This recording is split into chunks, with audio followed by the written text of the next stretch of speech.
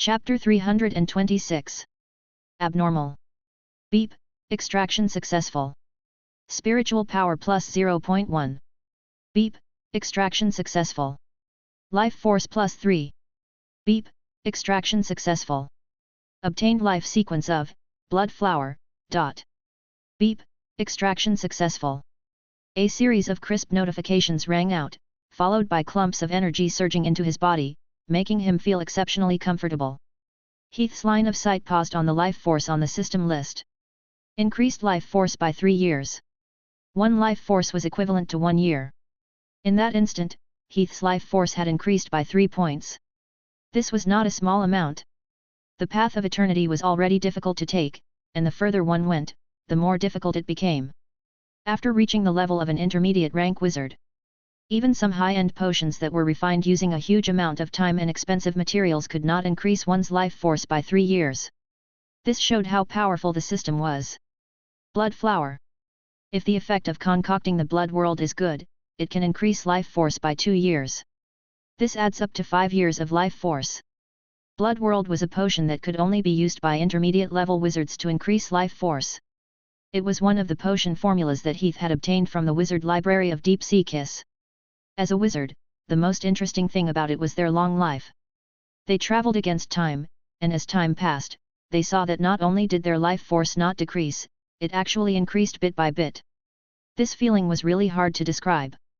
This was probably the advantage of being a high-dimensional life form. It's not the time to be happy. Even if a high-dimensional life form slacks off, sooner or later, their life force will be exhausted. Quietly reminding himself, Heath broke away from his excitement and continued to immerse himself in his daily life extraction. The density of the elements on Skeleton Island was no less than on Forest Island.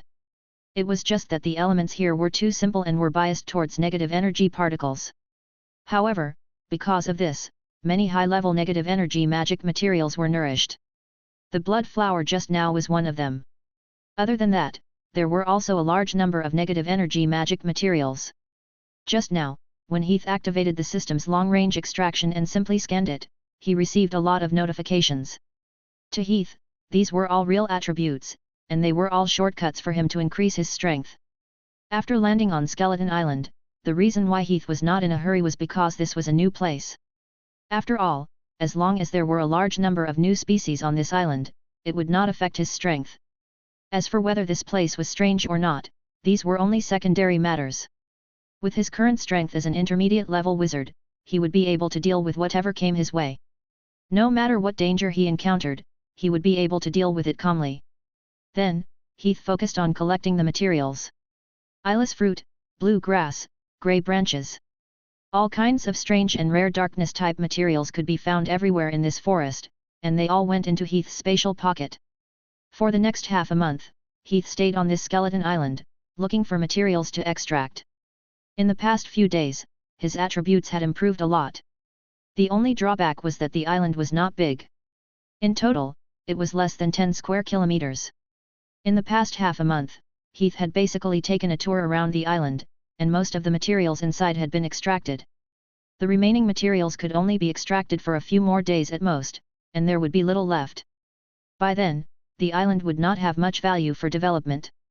After almost all the materials were extracted, Heath began to think about the main business, which was the heart of the sea on Skeleton Island. However, Heath encountered difficulties here. He could not find any clues about the heart of the sea. He had basically searched the entire Skeleton Island for half a month. However, after one round, he still could not find any clues about the heart of the sea. Unlike the previous Ice Island and Forest Island, where he could still find someone to ask about the situation, for some unknown reason, he could not find any living creatures on this skeleton island. In fact, for the past half a month, Heath could not even find a fly or a mosquito. What's going on with this small island? Standing on the top of a big tree in the forest, Heath looked at the undulating black forest in the distance. The trees swayed continuously under the sea breeze as if they were a black ocean. However, there was no sound of living creatures in the black ocean. The forest was terrifyingly quiet except for the rustling sound of the wind blowing through the treetops. Nina flew to the side of Heath. Is there some kind of poison that killed all the things here? Heath shook his head. No, I've checked the elements here before. Other than the negative energy particles being slightly heavier, everything else is normal. Nina said, that's strange.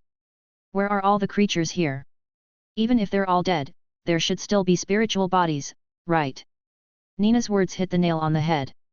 Even if a large number of creatures died in this forest, there should at least be 1 or 2 spiritual bodies. However, these days, Heath could not feel even the slightest bit of spiritual energy. It was as if all the creatures here had disappeared out of thin air. Nina suddenly asked, why don't we go back to Forest Island? Heath raised his eyebrows. Forest Island? Nina said, yes, have you forgotten? The apprentices on Forest Island seemed to have some understanding of the situation here. I remember that they clearly said that they had come to this skeleton island. Let's go back to Forest Island and catch them to ask. Maybe we can find some clues. Heath thought for a moment. This was a good idea. He nodded. This is the only way. Then, he did not delay any longer and immediately returned to Forest Island with Nina. With the previous sailing experience, returning to Forest Island became very smooth. After 2 or 3 days of sailing, the two of them returned to Forest Island. Just as they landed on the island, a series of enthusiastic voices sounded. The wizard is back! The wizard is back! Welcome back, welcome wizard! They saw round objects rolling over from the beach. Their grayish-black shells were like stones, and their small round eyes were wide open. It was Heath's old friend, the Gyrus. During the few years of training on Forest Island, Heath had become very familiar with the Gyrus. These little fellows had provided him with a lot of help in understanding the island, and he had taken care of these neighbors on a daily basis. Over the years, the two sides had formed a very strong friendship. Heath jumped off the boat and came to the shore. He nodded and greeted them briefly, then went straight to the point. Gyrus, I need a little help from you. Chapter 327. In the past few years, whenever the Gyrus had conflicts with other demonized creatures, Heath would always lend a helping hand. He had helped the Gyrus destroy powerful demonized creatures and greatly reduced the losses of their race. In the eyes of the grateful Gyrus, Heath had already been treated as their master. Hearing Heath's words, the Gyrus immediately responded enthusiastically. Please speak, wizard, please speak.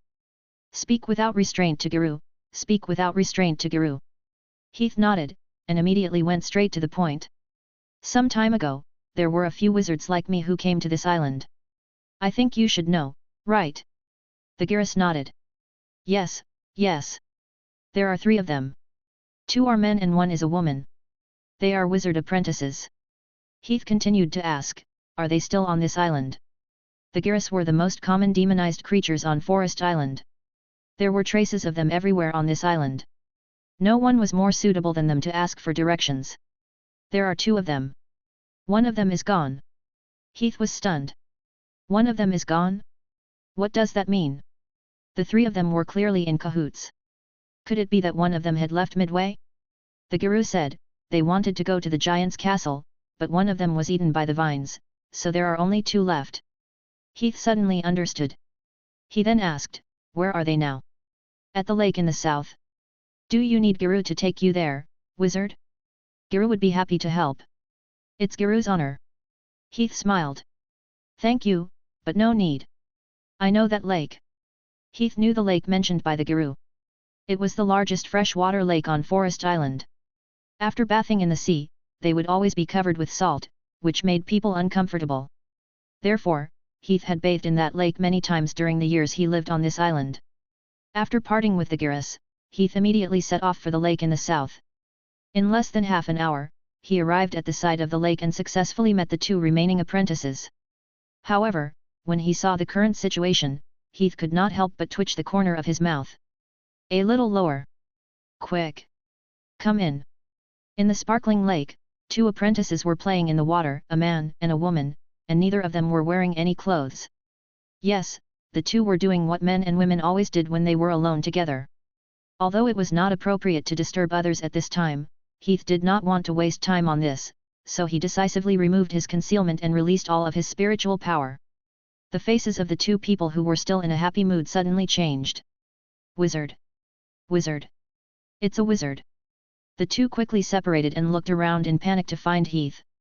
Heath, who was ready to show himself, did not hide his figure and directly appeared on the riverbank beside the lake. The apprentices in the lake hurriedly ran to the riverbank and knelt in front of Heath when they saw him. "Sir Wizard! Sir Wizard!" Heath said straightforwardly, "I am a wizard from Deep Sea Kiss. I want to talk to you about something. Please speak, sir. As long as Karat knows, he will tell you. So does Nissa." In the wizard world, the strong were respected. No matter which force Heath was from, his identity as a wizard naturally had a noble nature in front of these apprentices. Heath asked, "Have you two ever been to Skeleton Island not far from here?" The two were startled and quickly met each other's eyes. Heath raised his eyebrows. "Don't hide it. Remember that I can send you out at any time during the deep sea feast." "This." The brown-haired male apprentice spoke with some hesitation. Every clue about the heart of the sea on every island was very valuable. After all, if he told others, it might cause others to steal his heart of the sea. This was something that no one wanted to see. In the end, it was the female apprentice who made the decision in advance. She spoke, "Yes, Sir Wizard. We have been to Skeleton Island, and we also know the clues regarding the heart of the sea on Skeleton Island." The male apprentice's expression changed. "Nissa." Heath frowned. He casually grabbed to the side with his right hand, and then sent it in the direction of the male apprentice.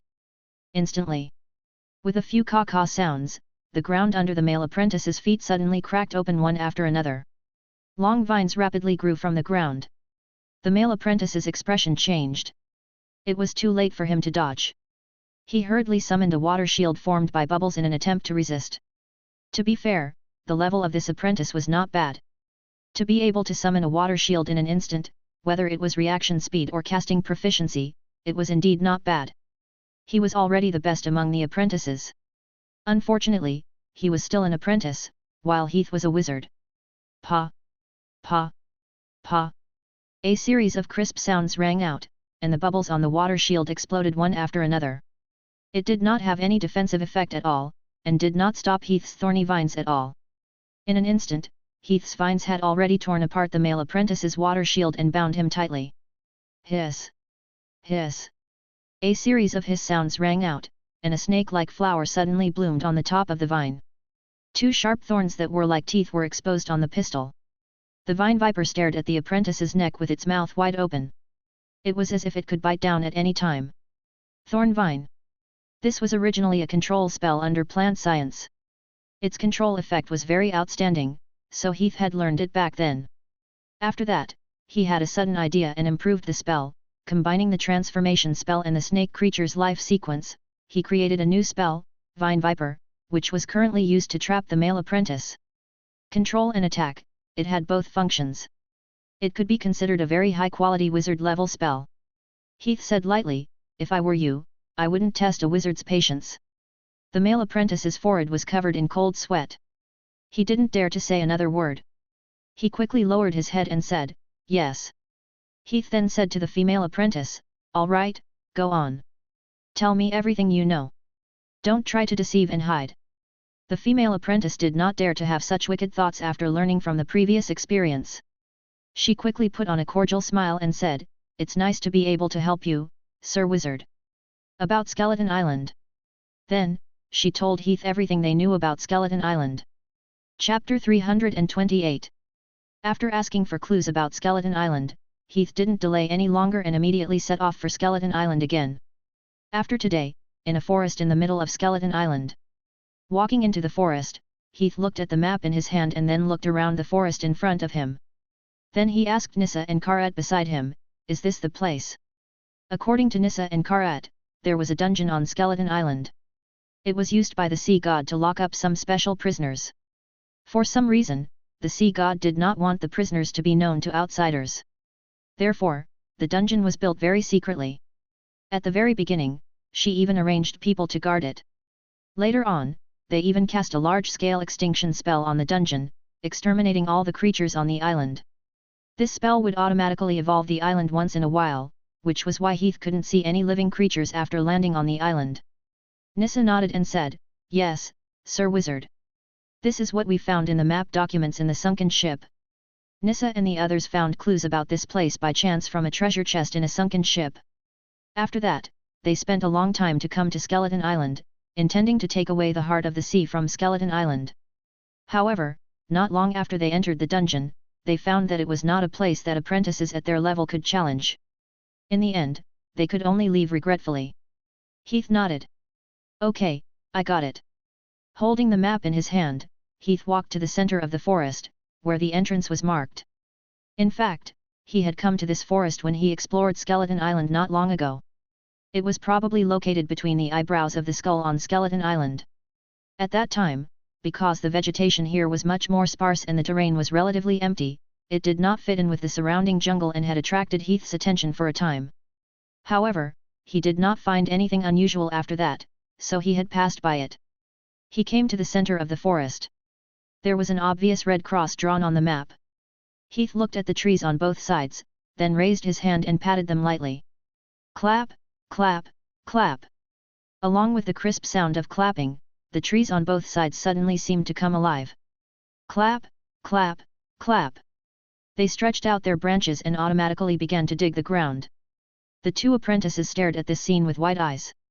Although the activation spell was not a high-end spell, it could directly activate the two big trees to such an extent and even help dig the ground, not to mention apprentices like them, few people at the level of wizards could do it. Cha! Cha! Cha! The soil and dried leaves on the ground were dug out layer by layer. After digging down for more than 10 meters, an object appeared in front of them. It's out. The entrance is out. This should be the dungeon well. An ancient well appeared underground. Heath took the map and looked at it. It was not much different from the mark on the map.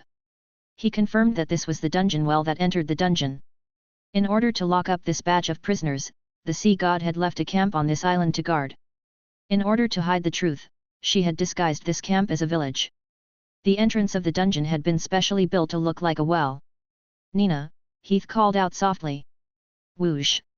With a soft sound, Nina immediately flew out from Heath's ring.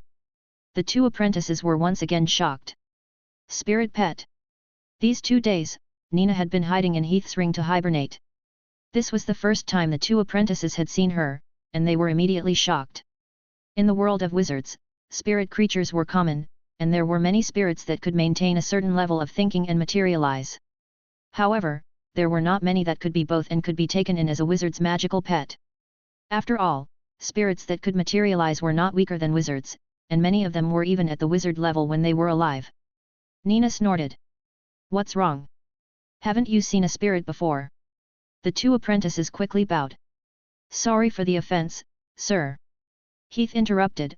Okay, Nina. After a pause, he cut to the point. Go down and see if there's any danger down there. Nina took out the corner of her skirt and bowed. As you wish, my honorable master. Heath held his forehead. He felt that this female ghost must have done it on purpose. He had never seen her show any respect like he was her master, but now she acted as if she was obeying him. Although they were playing around, Nina still went down obediently. Not long after she went down, a scream suddenly came from the bottom of the well. Ah! The two apprentices immediately became nervous. They quickly stretched their heads and looked into the dry well. What happened? Did she trigger some magic mechanism? In stark contrast to the two apprentices' panic, Heath, who was next to them, looked calm and composed, as if he did not care about the scream from below. Nina was his magical pet, and they had a direct spiritual connection. Through this spiritual connection, he could observe Nina's every move at any time and place. From the feeling of her soul, there was no change in her soul energy at all. It was obvious that the scream just now was intentional. As expected, just as the two apprentices were focused on staring at the dry well, suddenly, whoosh! With a light sound, Nina, who was still wearing a faint red dress, suddenly dashed out of the dry well and made a face at the two apprentices. Wah! Ah! Ah! They cried out in unison. The difference was that this time, the target of the scream was the two apprentices. Caught off guard, they were so scared that they flew up and sat back on the ground. Ha ha ha ha ha! Nina, who was flying in the air, was obviously very satisfied with her prank. She looked at the two apprentices who were in a sorry state on the ground and let out a series of heartless laughter. Heath said speechlessly, "You're really bored." Nina laughed and said, "Life is supposed to be fun, isn't it? It's so boring to train in the laboratory every day like you and not enjoy life when you have great strength." Heath rolled his eyes. Do you mean that enjoying life is to make fun of the weak? What's the difference between this and peeing in an ant's nest? Nina could not recognize it, so she simply snorted. Humph, I can't be bothered with you. Heath waved his hand and asked, all right, cut the crap. Tell me quickly, is there anything down there? Nina said, I don't know. Heath asked doubtfully, you don't know? Nina said matter-of-factly, the passage down there is very long. I can't fly that far at all. Chapter 329. Heath asked in surprise, you can't fly there? The sole connection between him and Nina was more than 500 meters in the beginning. Later, as Nina's soul energy recovered, she had already broken through 1000 meters. After he advanced to an intermediate wizard, this distance had more than doubled. Now, Nina could fly several thousand meters away from him without any problem. In other words, this well was at least a few kilometers away from the bottom of the well? Heath lowered his head and looked down at the dark well for a long time. No, this well was probably not as simple as a few kilometers. Forget it, let's explore further down. After thinking for a while, Heath quickly made a decision. Then, he took out a rope and tied one end of the rope to a tree trunk next to him. He put one end of the rope into the well and then grabbed the rope and slowly descended. This was a retractable rope, a kind of creation-type wizard tool. The rope itself was not long, but as long as it was supported by magic power, it could continuously extend and grow. After the magic power was withdrawn, it could quickly retract and return to its original state. Although using the flight spell and the light feather spell, Heath could enter the well. The magic power consumption of these two spells was still relatively large. Magic power was the foundation of a wizard's life. He could not squander it recklessly just because he had advanced to an intermediate wizard. It was better to save as much as possible. The remaining two apprentices looked at each other and quickly followed Heath's footsteps, climbing down the rope. Light. With a short incantation, a few firefly-like light spots suddenly flew around Heath's body and emitted milky white light, forming fist-sized light clusters that lit up the dark space. This was a spell created by Heath using the light spell combined with the surround formula, firefly light, which was specifically used to illuminate under such circumstances. Looking at the light cluster that was circling in front of her, Nissa could not help but ask, Wizard, may I ask what kind of wizard you are? In the few days they spent with Heath, they had seen Heath cast many spells, and most of these spells came from different elements such as fire, plants, light, and activation. It was a well-known truth among wizards that quality was more important than quantity. Wizards had always only studied one or two fields, and it could be said that there was no one like Heath who could bloom everywhere. Heath said casually, I'm more interested in spells, and I spend more time and energy on them. This explanation was obviously a bit far-fetched, but it was not something that the two apprentices could question. The two could only say, so that's the case. Nissa smiled and said, Sir Wizard, you are really knowledgeable, but why haven't I heard of you before?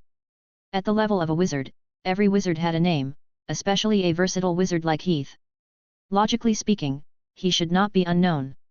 Heath explained casually, I just joined Deep Sea Kiss not long ago. The two of them suddenly understood. The Deep Sea Feast was related to the competition between the various wizard organizations in the Golden Islands and even the division of resources. Therefore, it was not a new thing for some wizard organizations to secretly go to other wizard regions to look for external assistance on the eve of the Deep Sea Feast. Nissa said, it would be great if our Paris Academy could also have external assistance like you. Paris Academy was a medium-sized wizard organization on the west side of the Golden Islands. Nissa and Karat were both apprentices from this organization. Heath understood what she meant, so he casually said, if there's a chance, I'll help you get the heart of the sea. The two were overjoyed. Thanking Sir Wizard. Thank you, Sir Wizard. Heath shook his head. You're welcome. Let's focus on the dungeon first. From the clues they got, this dungeon was not a happy place. There were still many problems to be dealt with later, and it was hard to guarantee that there would not be a need for these two apprentices. The three of them continued to move down the well under Nina's lead. Heath was already very surprised when he found out that the tunnel under the well was more than a few kilometers long. However, when they really entered the well, the length of the tunnel far exceeded Heath's estimation. It had been a few hours since they had entered the well, but they still could not see the bottom of the well. It was as if the well was a bottomless pit. The tunnel of this well is too long, isn't it? Yes, it has been a few hours, hasn't it? Why can't we see the bottom? Could it be that there is some magic restriction? The two apprentices were discussing in a low voice. Their eyes would look at Heath from time to time, hoping to get an answer from him. However, while they were puzzled, Heath was also very puzzled. In fact, when they had been descending for more than half an hour and still could not see the bottom of the well, he had had the same guess from the two apprentices. He thought that some magic restriction had been triggered, causing them to fall into a circular tunnel or something like that. Similar spells were everywhere in the wizard world. However, when he checked with magic, he did not find any restriction or illusion. This was really a tunnel of a dry well, and they were indeed still going down. Even though it sounded incredible, this well was indeed dug to such a depth. Such a deep well. Is this the power of the gods? It was impossible for a deep well of such a depth to be done by humans alone. It was almost impossible for even an intermediate or advanced level wizard like Heath to do so. Heath only did a simple calculation. The amount of magic power required to do so was immeasurable. Perhaps only a wizard at the level of the stigmata level would have such an ability, which corresponded to the level of the gods. Stigmata. Thinking of this, Heath could not help but think of the large-scale stigmata level spell he had seen in the bloody battlefield. The power that surpassed all living beings was truly unforgettable. Sooner or later, I will also master this kind of power. Heath silently encouraged himself. They continued to descend the well. After the three of them continued to descend to the bottom of the well for more than an hour, finally, Heath's spiritual power felt a slight throb. That was the feedback from Nina in front. Heath immediately stopped. According to the information Nina had just sent to him from her spiritual tentacles, she, who was walking in front, had successfully seen the bottom of the well. What happened, Sir Wizard? Why did you stop? The two apprentices who didn't know what happened were puzzled. Heath turned around and said, "Wait a minute. My companion told me that she saw the bottom of the well." Chapter 330. Pa-ta! Pa-ta! In the dark dungeon, a few soft sounds suddenly rang out, and a few figures fell to the ground one after another. Standing on the ground, Heath looked at the surrounding environment. This was an underground space. The light was very dim, and only the general outline could be seen vaguely. It was basically an empty space, and the ground was very smooth as if it was paved with tiles. There seemed to be some sculptures or something standing on the ground. Nissa asked, "Where is this place? It seems very spacious. What a dense dark element. I also smell a rotten smell. Did someone cast a necromancy spell here?" Nissa groped forward and said, "It's too dark. Don't move." Heath seemed to have noticed something and suddenly raised his hand to stop Nissa. "Did something happen, Sir Wizard?" Nissa asked in confusion. Heath didn't explain much and just said, "Stand here and don't move." After saying that, he walked forward on his own. However, his movements were very strange. He didn't walk in a straight line, but jumped and jumped like a child playing a checkerboard game. After jumping dozens of meters forward, he stopped and chanted an incantation to summon a fireball. The fireball illuminated the surrounding 5 meters or so, and a brazier could be vaguely seen standing in front of Heath. Heath held the fireball and threw it straight into the air. The fireball shot straight into the sky with a whoosh, and then exploded in the air with a bang. Then, it fell to the ground in the shape of an umbrella. Bang!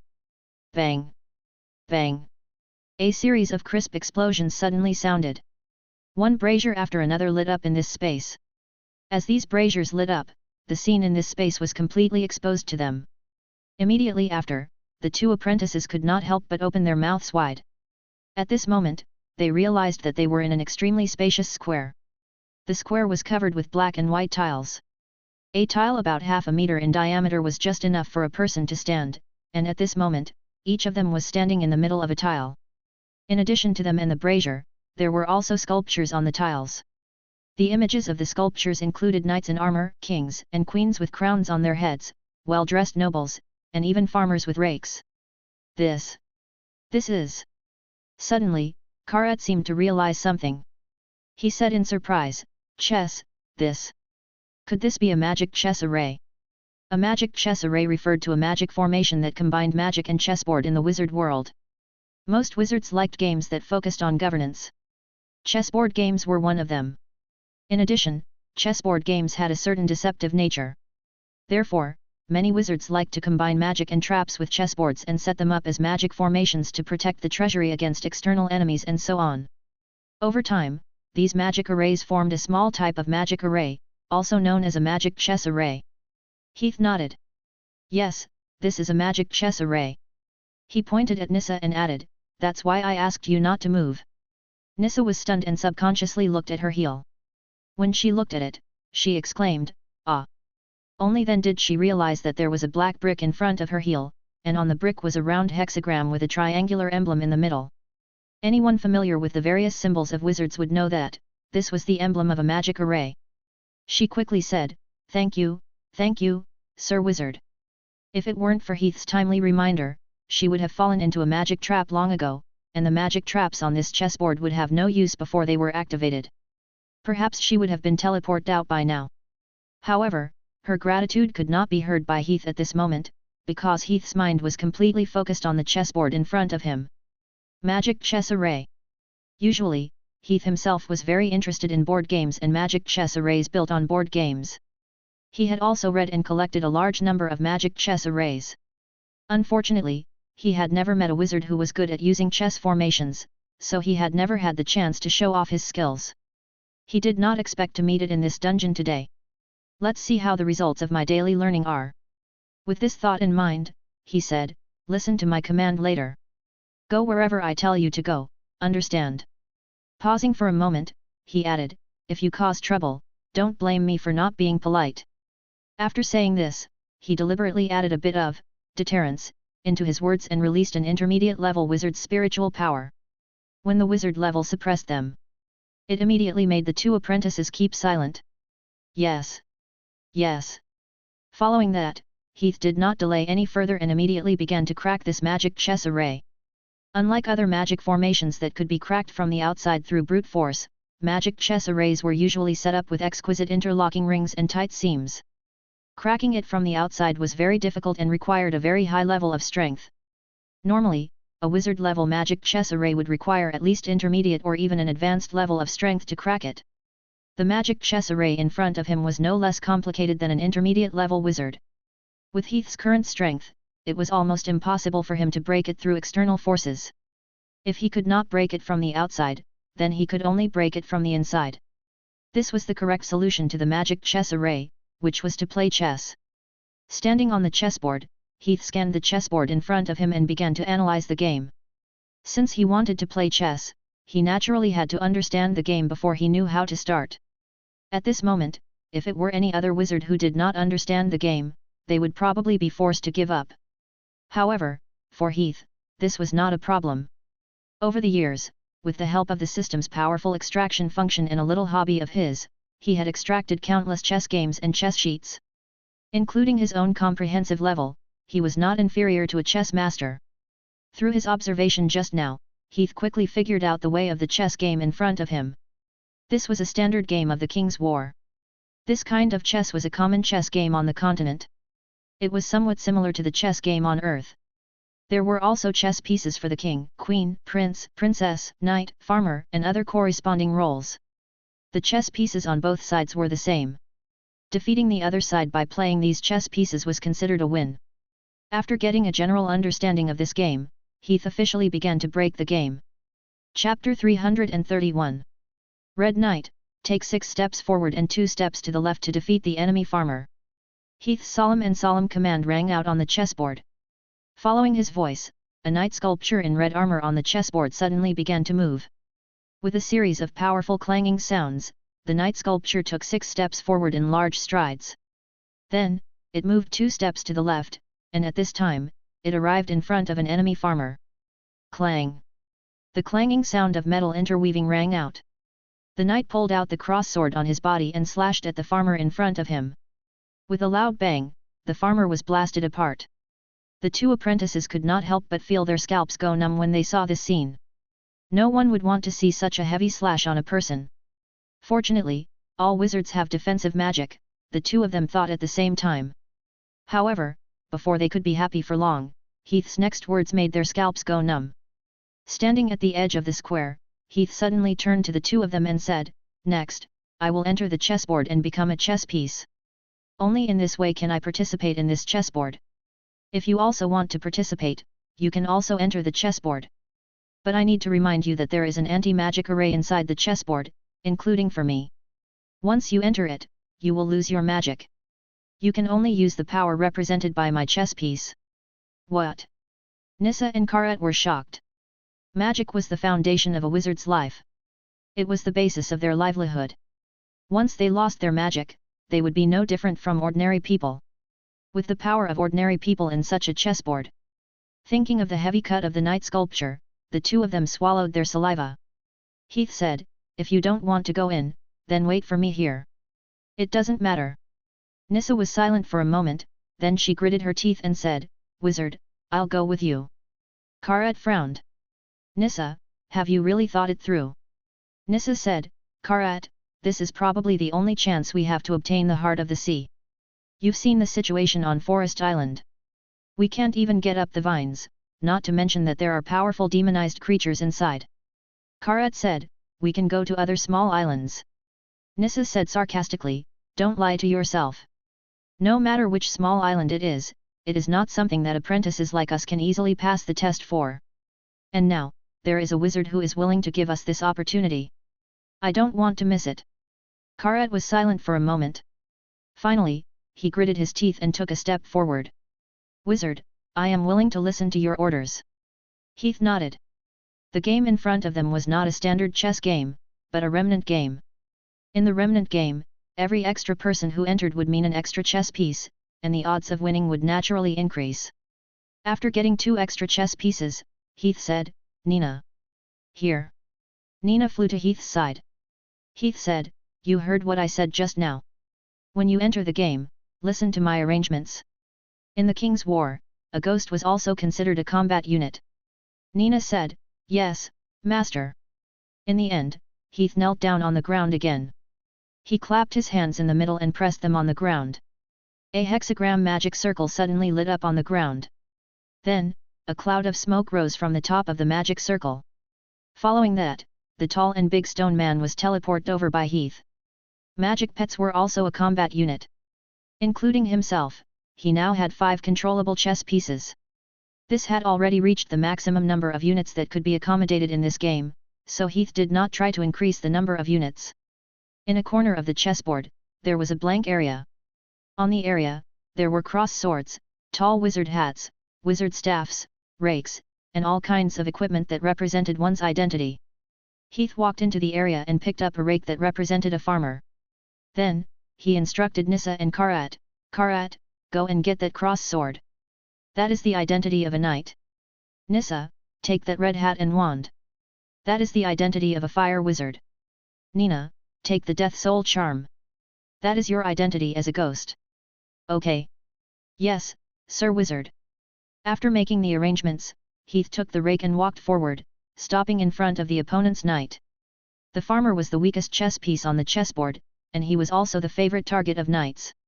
Not long after Heath stopped, the opponent's knight immediately moved toward him with murderous intent. Heath had calculated the distance from the beginning. When the enemy knight moved 2 steps away from him, the maximum number of steps he could move would come to an end. He could only wait until the next round for the knight to continue moving forward. However, Heath obviously would not give him this opportunity. "Nissa, take 6 steps forward and wave your spell to destroy this knight." "Yes." Under Heath's command, Fire Wizard Nissa took 6 steps forward. She then waved her spell and naturally summoned a fireball to fly towards the knight. Heath had carefully calculated the distance to hit the knight. With a boom, the enemy knight exploded into a pile of rubble. With the success of the first round, the tension in everyone's hearts subsided a lot. They obediently listened to Heath's arrangements and began to understand the game. "Nissa, take 2 steps to the left and cast a spell. Karat, take 6 steps forward and kill that farmer. Nina, take 2 steps forward and scare that noble. Attack! Attack!" Under Heath's command, the attacks on the chessboard were carried out quickly. With every command from Heath, there were basically pieces that were eaten. However, this did not mean that Heath and the others had the upper hand. On the contrary, they had been falling behind since the start of the game. This was because the game was not fair. The white side that they represented was already on the verge of collapse from the start, while the black side's pieces were basically still retained. Even if Heath and the others joined the white side, it would still be difficult to make up for the huge gap in the pieces. With such a huge gap in strength, they had been besieged from the beginning. As time went by, their chess pieces became fewer and fewer. Nissa and Karat were not good at chess, but they could see that their situation was not good. Their eyes kept glancing at Heath, as if they were looking for an answer. Finally, Nissa could not help but ask, "Sir Wizard, can we win if we continue like this?" However, Heath's answer puzzled her. Heath said. Chapter 332. Heath said, "Win? Why do we have to win?" Nissa and Karat were stunned. Nissa frowned and said doubtfully, "Sir Wizard, I don't understand what you mean. Aren't we here to win this game of chess?" Heath shook his head as a matter of course. "Of course not." Nissa and Karat looked at each other. It was obvious that the two of them were full of questions. Unfortunately, Heath did not intend to answer them. He simply said, "All right, just follow my instructions. Now it's your turn, Karat. Move forward 12 steps." The chessboard continued. Although Nissa and Karat had many questions in their hearts, they could only temporarily suppress the doubts in their hearts and listen to Heath's arrangements. After all, the two of them did not understand the game of chess. There was no good way to play on the chessboard other than being a good chess piece. Just like that, under the command of Heath, the white side, which they represented, kept exchanging moves with the black side. With the absolute difference in strength, their chess pieces were eaten one by one, and the decline was very obvious. However, Heath did not seem to be in a hurry at all. He just continued to calmly command the chessboard. After dozens of rounds of confrontation, Heath's side was at a disadvantage without any surprise. They were even in a desperate situation.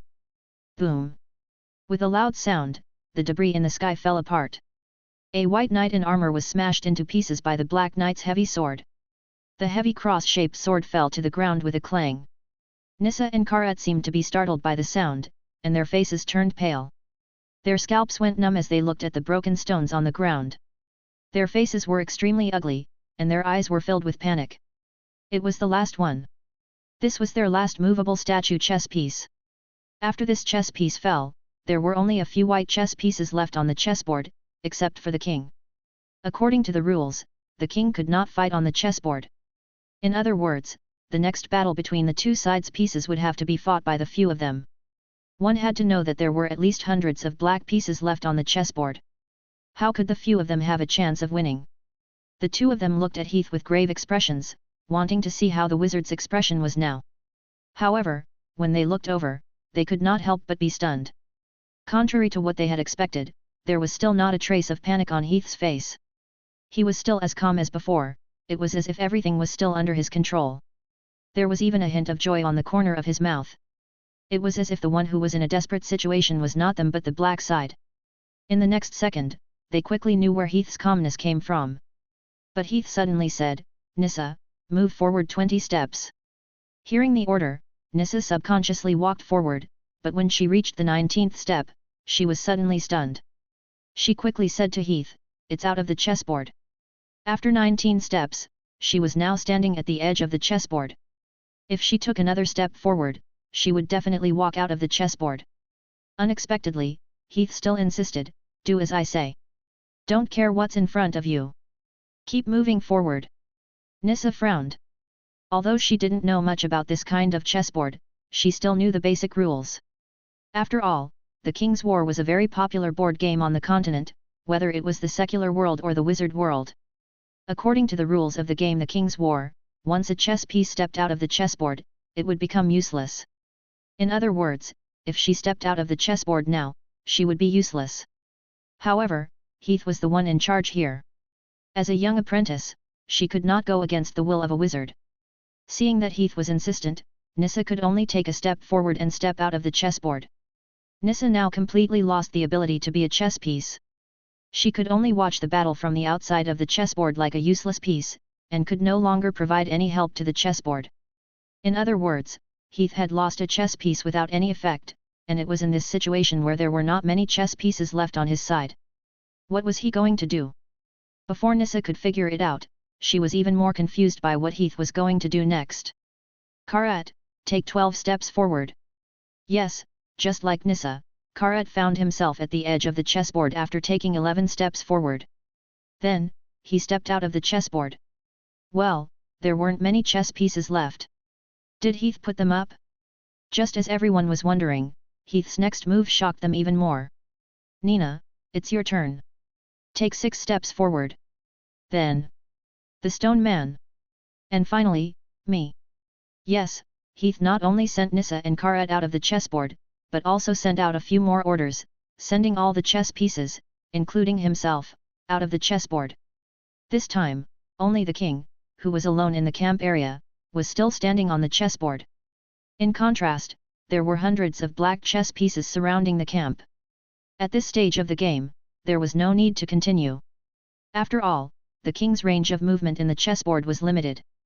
It was impossible for him to win under such an encirclement. Nissa and Karat looked at each other and turned to look at Heath.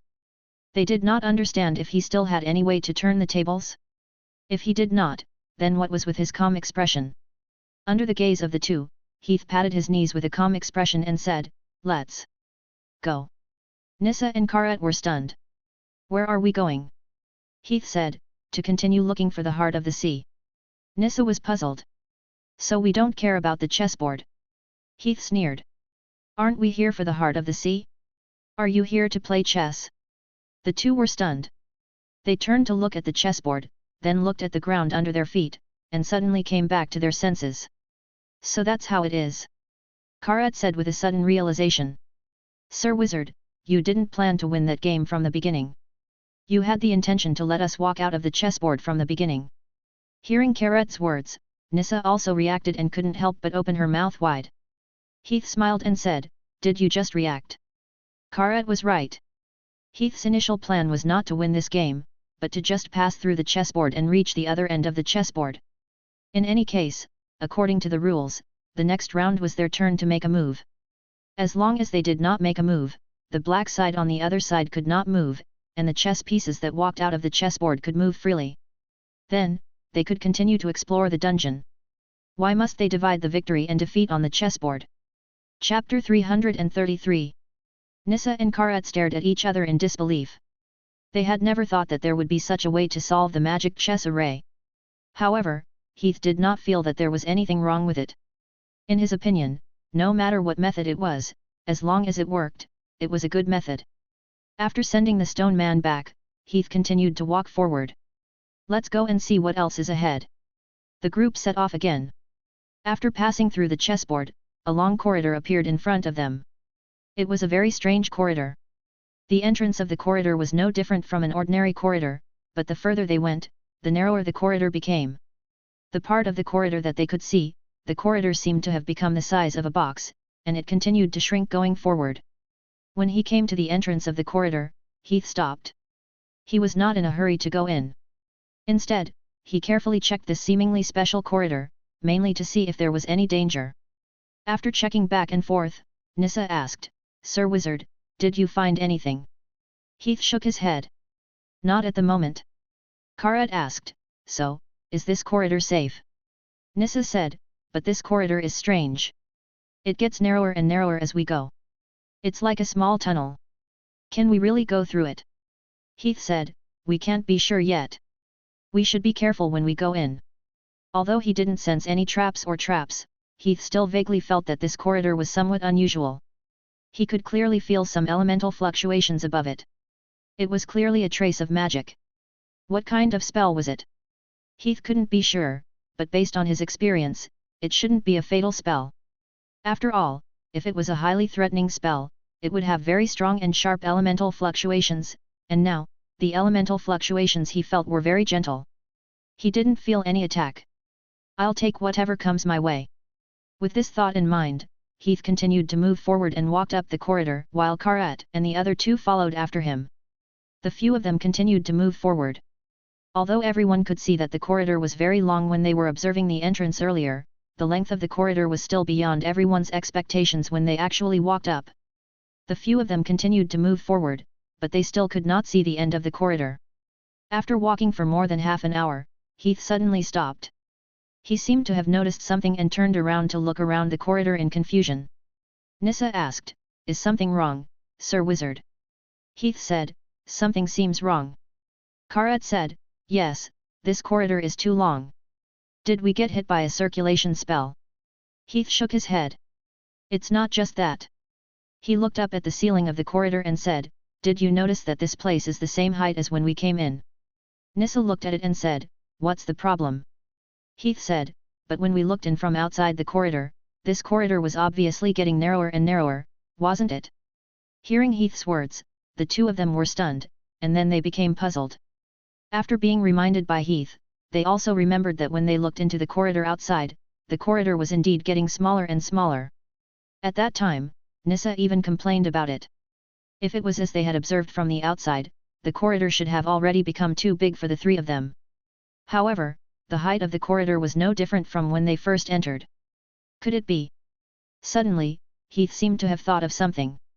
He quickly took out a space pocket, closed his eyes, and put his spiritual tentacles into the space pocket. After a while, he opened his eyes and said, I understand. Nissa asked, what? Sir Wizard, did you find something? Heath said, you all have spatial pockets, right? Put your spiritual tentacles into your spatial pockets and you'll know. The two followed suit and took out their spatial pockets, and then they were both surprised. What? What's going on? My wand? Why did my wand become so big? Mine too. My things have become big. The two of them put their spiritual tentacles into their dimensional pockets, and soon, they found that the items in their dimensional pockets had grown several times or even dozens of times bigger, becoming incomparably huge. Heath said, it's not that your things have gotten bigger, but that we have gotten smaller. The two of them were stunned. We have gotten smaller. Heath nodded and pointed at the corridor. The corridor should have been set up with a shrinking magic array. When we enter this corridor, our bodies will automatically shrink. That's why we saw the corridor getting narrower and narrower outside the corridor, but we didn't feel it after walking for so long. The reason is that not only is the corridor getting narrower, we are also getting smaller. And that's the reason why we feel that the items in the dimensional pocket have become bigger. The dimensional pocket was essentially a portable passageway that connected to a dimensional crack. The items inside seemed to be portable, but in fact, they were all in another dimensional space. The pocket was only connected to the entrance of that dimension. In other words, no matter how the space outside changed, the dimensional space would not be affected. Now that they had become smaller, they felt that the items in the dimensional pocket had become bigger. The two of them came to a sudden realization. I see. Heath turned to look around and said, this corridor feels very long because we have become smaller. Let's go. Keep moving forward. No matter how long it is, we will eventually reach the end. The three of them continued on their way. Due to the shrinking of the corridor was naturally lengthened. Fortunately, other than shrinking, this corridor did not seem to have any other magic mechanisms or traps set up. The three of them did not encounter any danger along the way. Just like that, they continued on for more than half an hour before they finally reached the exit in front. There's a door in front. I think we've reached the exit. It's true, it's true. A door appeared in front of the corridor. This was something that they had never seen before. The three of them, including Heath, let out a long sigh. After walking for so long, they felt a little annoyed when they saw that they could not reach the end of the corridor. When they saw the door, the gloom in their hearts was swept away. They quickened their steps and trotted forward. Soon, they arrived at the door. Heath turned the doorknob. Creak. With a soft sound, the door was opened, and what appeared behind the door was. Chapter 334. After coming out from behind the door, what appeared in front of everyone was a large room. It looked like a study room. There were 2 rows of bookshelves by the wall. The bookshelves were filled with books. Beside the window, there was a desk. The other candles, bookshelves, and other furniture in the study room were all prepared. However, unlike the normal study room, this study room looked too big. This is too big, isn't it? Is this the study room of giants? Nissa and Karat looked at the study room in surprise. Whether it was tables, chairs, benches, books, candlesticks, or anything else, everything they saw was huge. Just a single book could be used as a bed, and a table was taller than a house. The entire study was as tall as a castle. The few people in it were as small as mice. Heath shook his head and said, it's not that the study is too big, it's that we're too small. The two of them finally realized what was going on. Nissa said, "Yeah, we're the ones who got smaller." Karat added, "Looking at the room from this angle, it's really special." Heath scanned the study and then asked the two of them, "Do you have any clues about the heart of the sea on Skeleton Island?" From the moment they entered the dungeon, they had been walking in. From the looks of it, this should be the room at the end of the dungeon. Heath didn't see any doors around. Heath guessed that the heart of the sea should be here. Nissa and Karat shook their heads and said, "Just a map and a broken letter. We've given them to you." "I see." Heath touched his chin and could not help but frown. He did not see any clues about the heart of the sea in his field of vision, and he could not sense the existence of the heart of the sea in his spiritual power. Did I miss something? With this thought in mind, Heath took out the two items that Karat and Nissa had given him. One was an old sheepskin scroll, and the other was a half-yellowed letter. These were all found by the two of them from the sunken ship. The scroll recorded a map that led to this place. Heath took a look at it and it was indeed correct. The end of the map was this room, and there was a red cross on it that pointed to this room. Then why isn't there the heart of the sea? With doubt, Heath opened the letter next to him. It was a daily communication letter. From the contents of the letter, it was written to the sea god by a guard of this dungeon. It was a communication letter that reported the daily situation of the dungeon. The letter briefly introduced the origins of this dungeon. According to the letter, this dungeon held a warrior of the Aramstead, Tracy. This Tracy.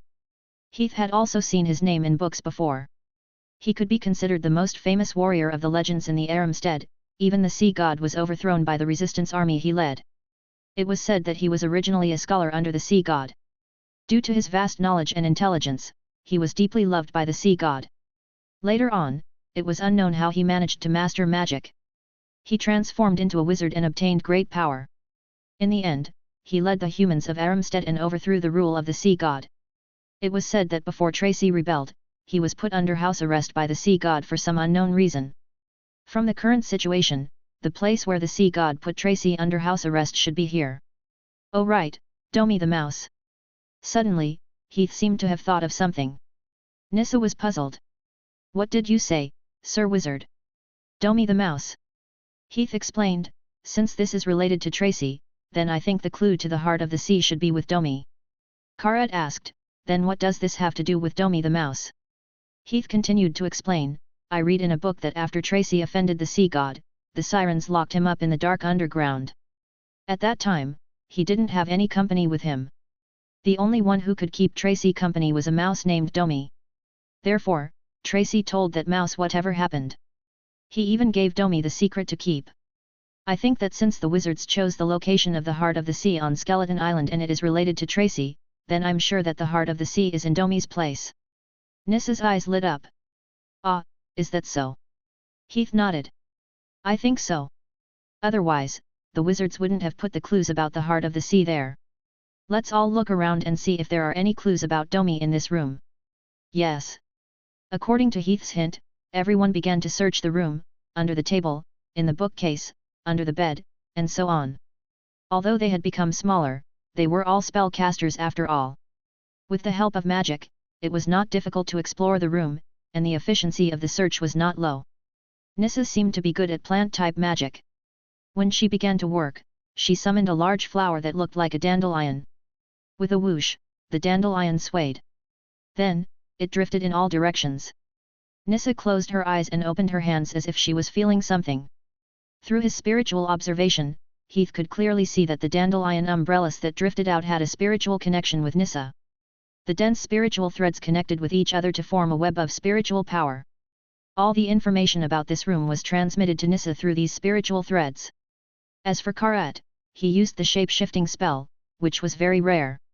Karat had actually mastered the ability to form a bat, which allowed him to experience the joy of flying early on even though he was only an apprentice. With the portability brought by flying, he was now able to move around the room and quickly search. Seeing that both of them were working so hard, Heath decided to leave the search to the two of them. After all, the means he could use in the search were not much faster than the two of them. Then, he used the flying spell to fly to the front of the few rows of bookshelves and opened the wizard's force field, starting the work that he was most interested in. Hwalala! The crisp sound of the pages flipping could be heard. The large book quietly flew up and landed in front of Heath. It naturally flipped open, and the fluttering pages stirred up gusts of wind that messed up Heath's hair. He floated in front of the large book and placed a hand on the book, silently chanting in his heart. Extract. Chapter 335. Beep, extraction successful. Obtained runic structure, Irikla. Irikla runic structure. Hearing the system notification beside his ear, Heath's expression immediately brightened. Irikla runic structure. This was a runic structure used by the ancient wizards. Its characteristic was that its structure was short and compact. It was very suitable for complex magic. However, this rune structure had lost its inheritance in the ancient times. Until now, only bits and pieces of knowledge were left, and it was impossible to form a complete rune structure. During these years, Heath had also read many historical materials and books. He had always wanted to piece together the complete Irikla runic structure, but he had never found any clues. He had never thought that he would actually get the last piece of the puzzle here. So that's how it is. The combination of the Sira rune and the Irikla rune is like this. No wonder there was a problem with the operation of the runes before. As the final piece of the puzzle was put together, the parts that Heath had not understood before suddenly became clear. The complete Irikla runic structure had been completely imprinted in his mind. It seems that I accidentally broke into the treasury. Heath looked at the rows of bookshelves in front of him with excitement, his eyes filled with joy. Then, without hesitation, he opened his wizard's force field with all his strength and took down the books on the bookshelves one by one, then continued to extract them. Shrinking his body could not affect magic. At this moment, he still had the power of an intermediate-sized wizard. Under the effect of the wizard's hand, these seemingly huge books were no different from ordinary books except that they were a little bigger. Beep, extraction successful. Obtained, castle arrangement. Beep, extraction successful. Obtained spell model, flame chain. Beep, extraction successful. One structure after another, one row of arrangement, one section of knowledge, and even a complete spell model were all quickly reflected in Heath's mind through the extraction. These knowledge points quickly became part of his knowledge base, adding bricks and tiles to his knowledge, helping him pave the way to a higher level of knowledge. Time passed just like that, bit by bit.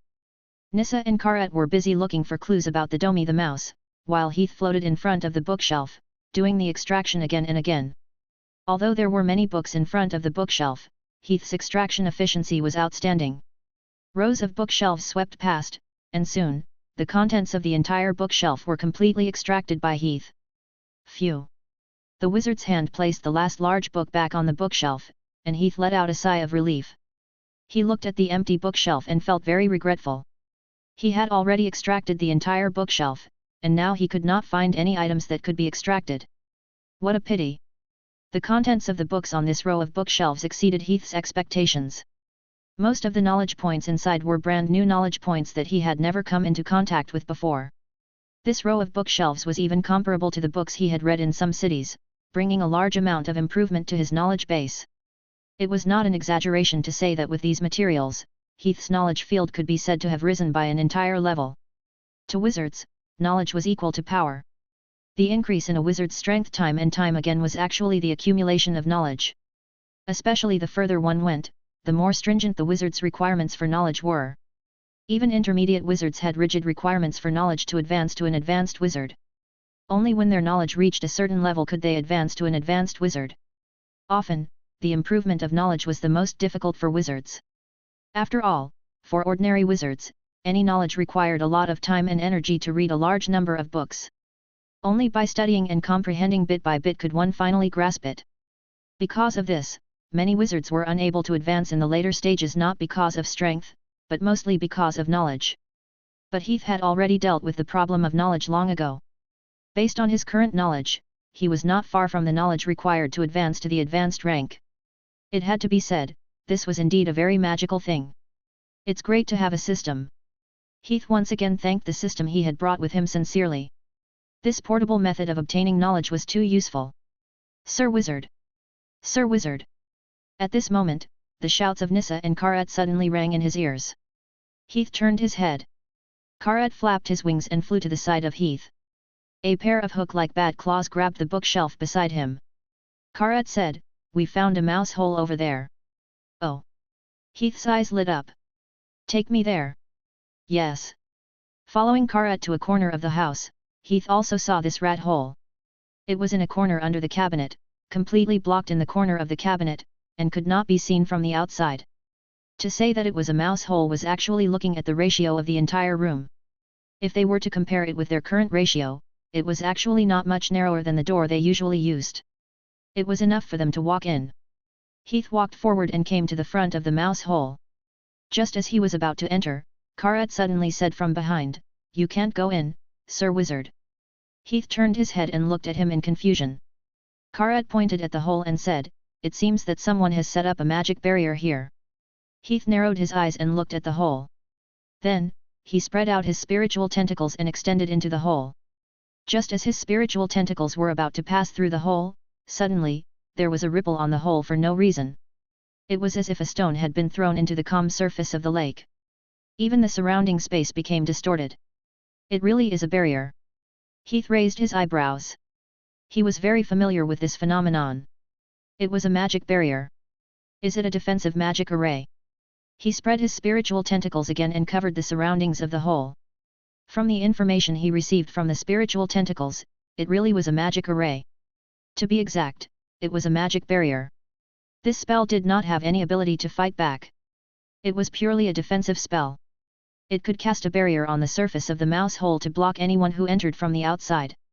It could be seen that the owner of this barrier was very powerful and knowledgeable.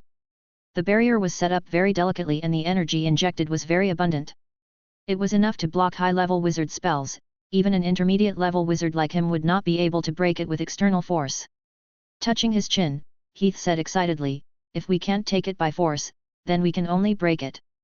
Chapter 336. Before coming here, Heath would have had a hard time cracking this magic array. After all, this magic array was created by a wizard from the age of the gods. It used ancient magic knowledge that was almost extinct now. However, after entering this room, it was not difficult to crack this magic array. The books on the bookshelf.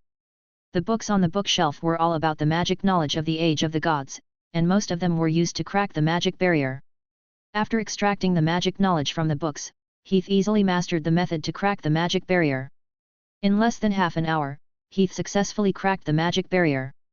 With a soft sound, the magic barrier covering the mouse hole rippled, and the thin film disappeared before everyone's eyes. Success! Great, it's been removed. The two apprentices were overjoyed. However, before they could be happy for long, the space above the mouse hole suddenly distorted, and the barrier that had just disappeared was once again covered. The smiles on the two apprentices' faces froze. What's going on? The barrier has reappeared. The most up-to-date novels are published on Fruitnoelo. Heath frowned. It shouldn't be. He walked forward and extended his spiritual tentacles towards the barrier. After scanning it, the frown on his face quickly relaxed. It turned out that the barrier that he had just dismantled was a mother and child barrier. The so-called mother and child barrier was a compound barrier that was nested between two barriers, one big and one small. This kind of barrier would normally need to be dismantled twice before it could be completely resolved. However, the connection between the mother-child barrier and the barrier was very close. Normally, once one set was cracked, the remaining one would be very easy to crack.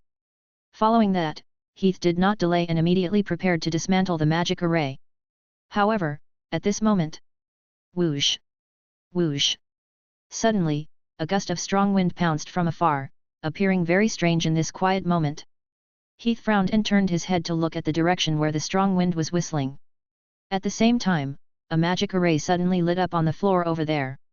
The wind that was swept in quickly gathered towards the magic array. That rune is...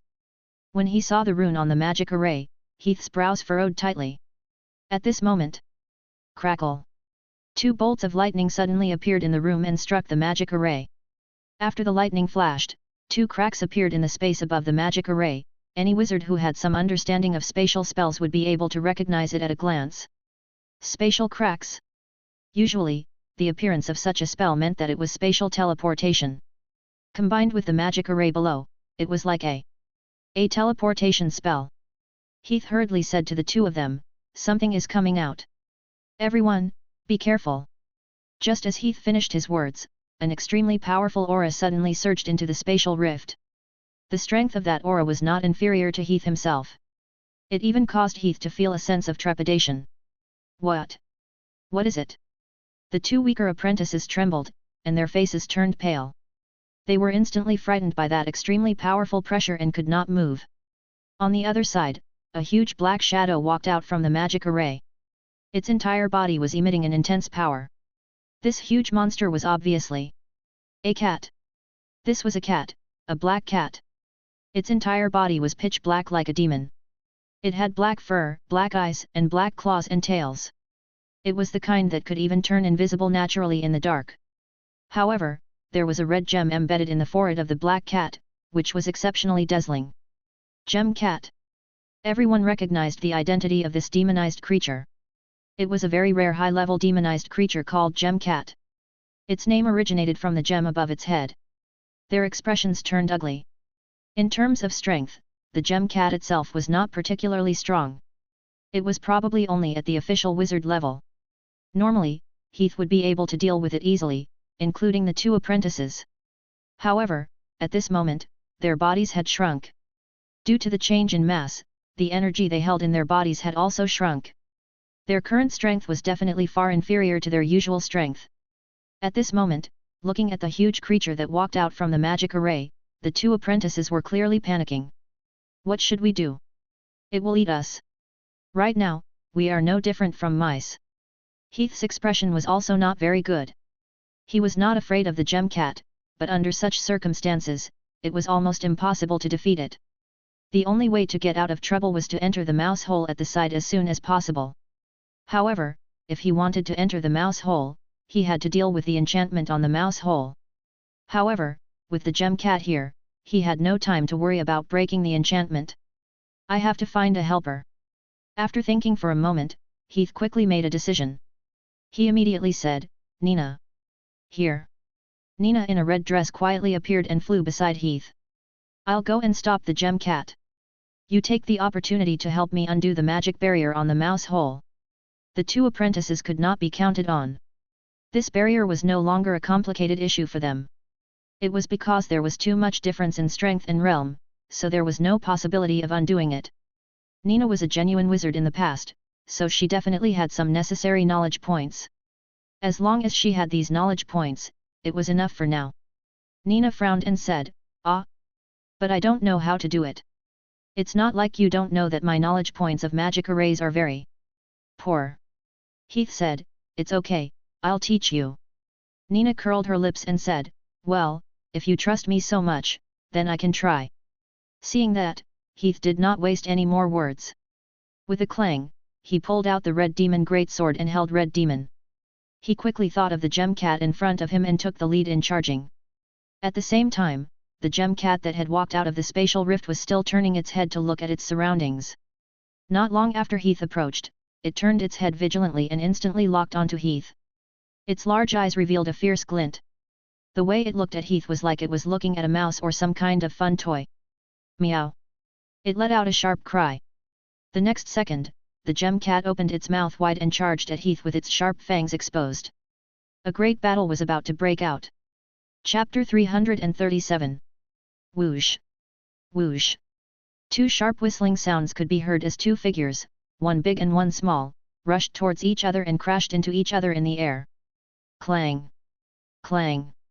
The sound of metal colliding together sounded like a heavy gong. Red Demon drew out a dazzling cold light in the air and slashed heavily onto the Gem Cat's teeth.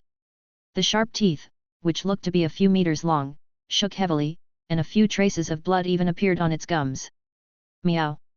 The Gem Cat clearly did not expect that a mouse-sized thing would actually attack it. Caught off guard, it was hit directly, and it immediately let out a cry of pain. It immediately raised its claws and slapped at Heath's head. In the natural world, felines had always been the most outstanding in terms of agility, which was similar in the magic world. Feline demonized creatures had always had a unique advantage in terms of agility. The claw in front of him was the best proof. The claw was like a sharp blade cutting through the air. In an instant, a series of wind-breaking sounds were heard. The claw was like a bolt of lightning that tore through the sky. In an instant, it appeared above Heath's head, so fast that it was almost impossible to see clearly. Heath himself was also an agile knight. Although the claw was very fast and fierce, he still caught the trajectory of the claw and raised Red Demon above his head before the claw reached his head. Clang! The loud sound of a gong exploded again. Sparks shot out between the cross-shaped sword and the cat's claw. At the same time, an extremely surging power rushed towards Heath along the cross-shaped sword. It immediately made him feel as if he was hit by a huge wave. The power was unstoppable. Under the impact of this power, he was sent flying. Like a cannonball, he was sent flying for several meters before he stopped. Such powerful strength! Heath shook his slightly numb palm, but after thinking for a moment, he shook his head. No, it's such a powerful shrinking spell. The power of the gem cat was not outstanding. The reason why it could send him flying so far was mainly because he was affected by the shrinking spell, which resulted in the magic and strength units that he could use being reduced. What kind of spell is this? Why can't I solve it? The spell to make an object bigger and smaller was not a particularly rare spell in the wizard world. Heath had learned some before, but as far as he knew, this kind of spell was usually only used to impress the quality of the object. It would not affect the power of the object itself. Simply put, even if Heath was shrunk, logically speaking, it should only be his physical body that was shrunk. However, now even his power had been shrunk, which was somewhat inconceivable. Other than that, the structure of this spell was also very mysterious to Heath. Normally, this kind of spell could be broken. However, from the moment he discovered that they had been reduced in size, Heath had tried many ways to contact the shrinking state on his body, but he had never found a feasible way. Meow. Although he was very curious, facing the meowing again, Heath could only put aside the doubts in his heart and focus on dealing with the trouble in front of him. Soon, the battle began again.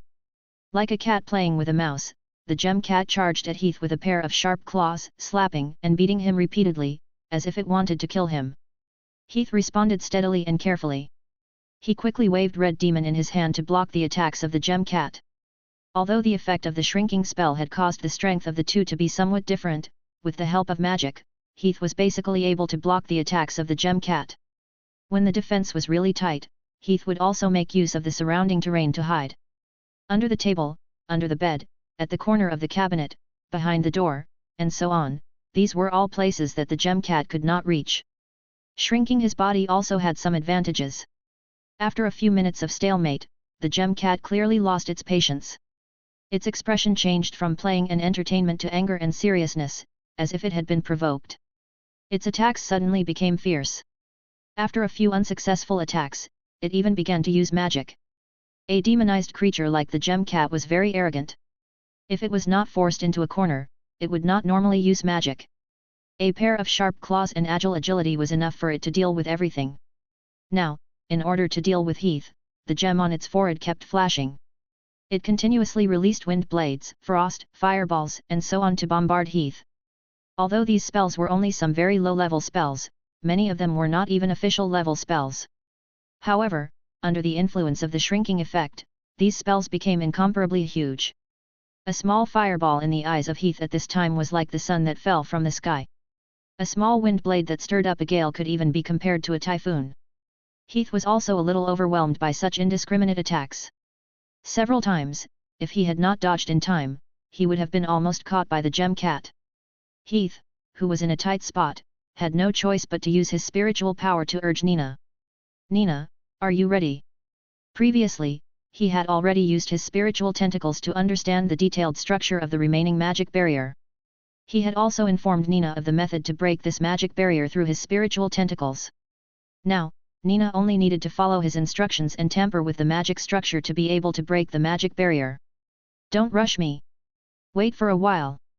Heath frowned. Hurry up, or this thing will rush over. Nina said, block it, don't let it come over. I'm already helping you to deal with the barrier as soon as possible. The runes on it are too troublesome. Give me some time. Having said that, Heath could only clench his teeth and continue to deal with the gem cat. Damn you, wait until I return to my original state and I'll slap you to death.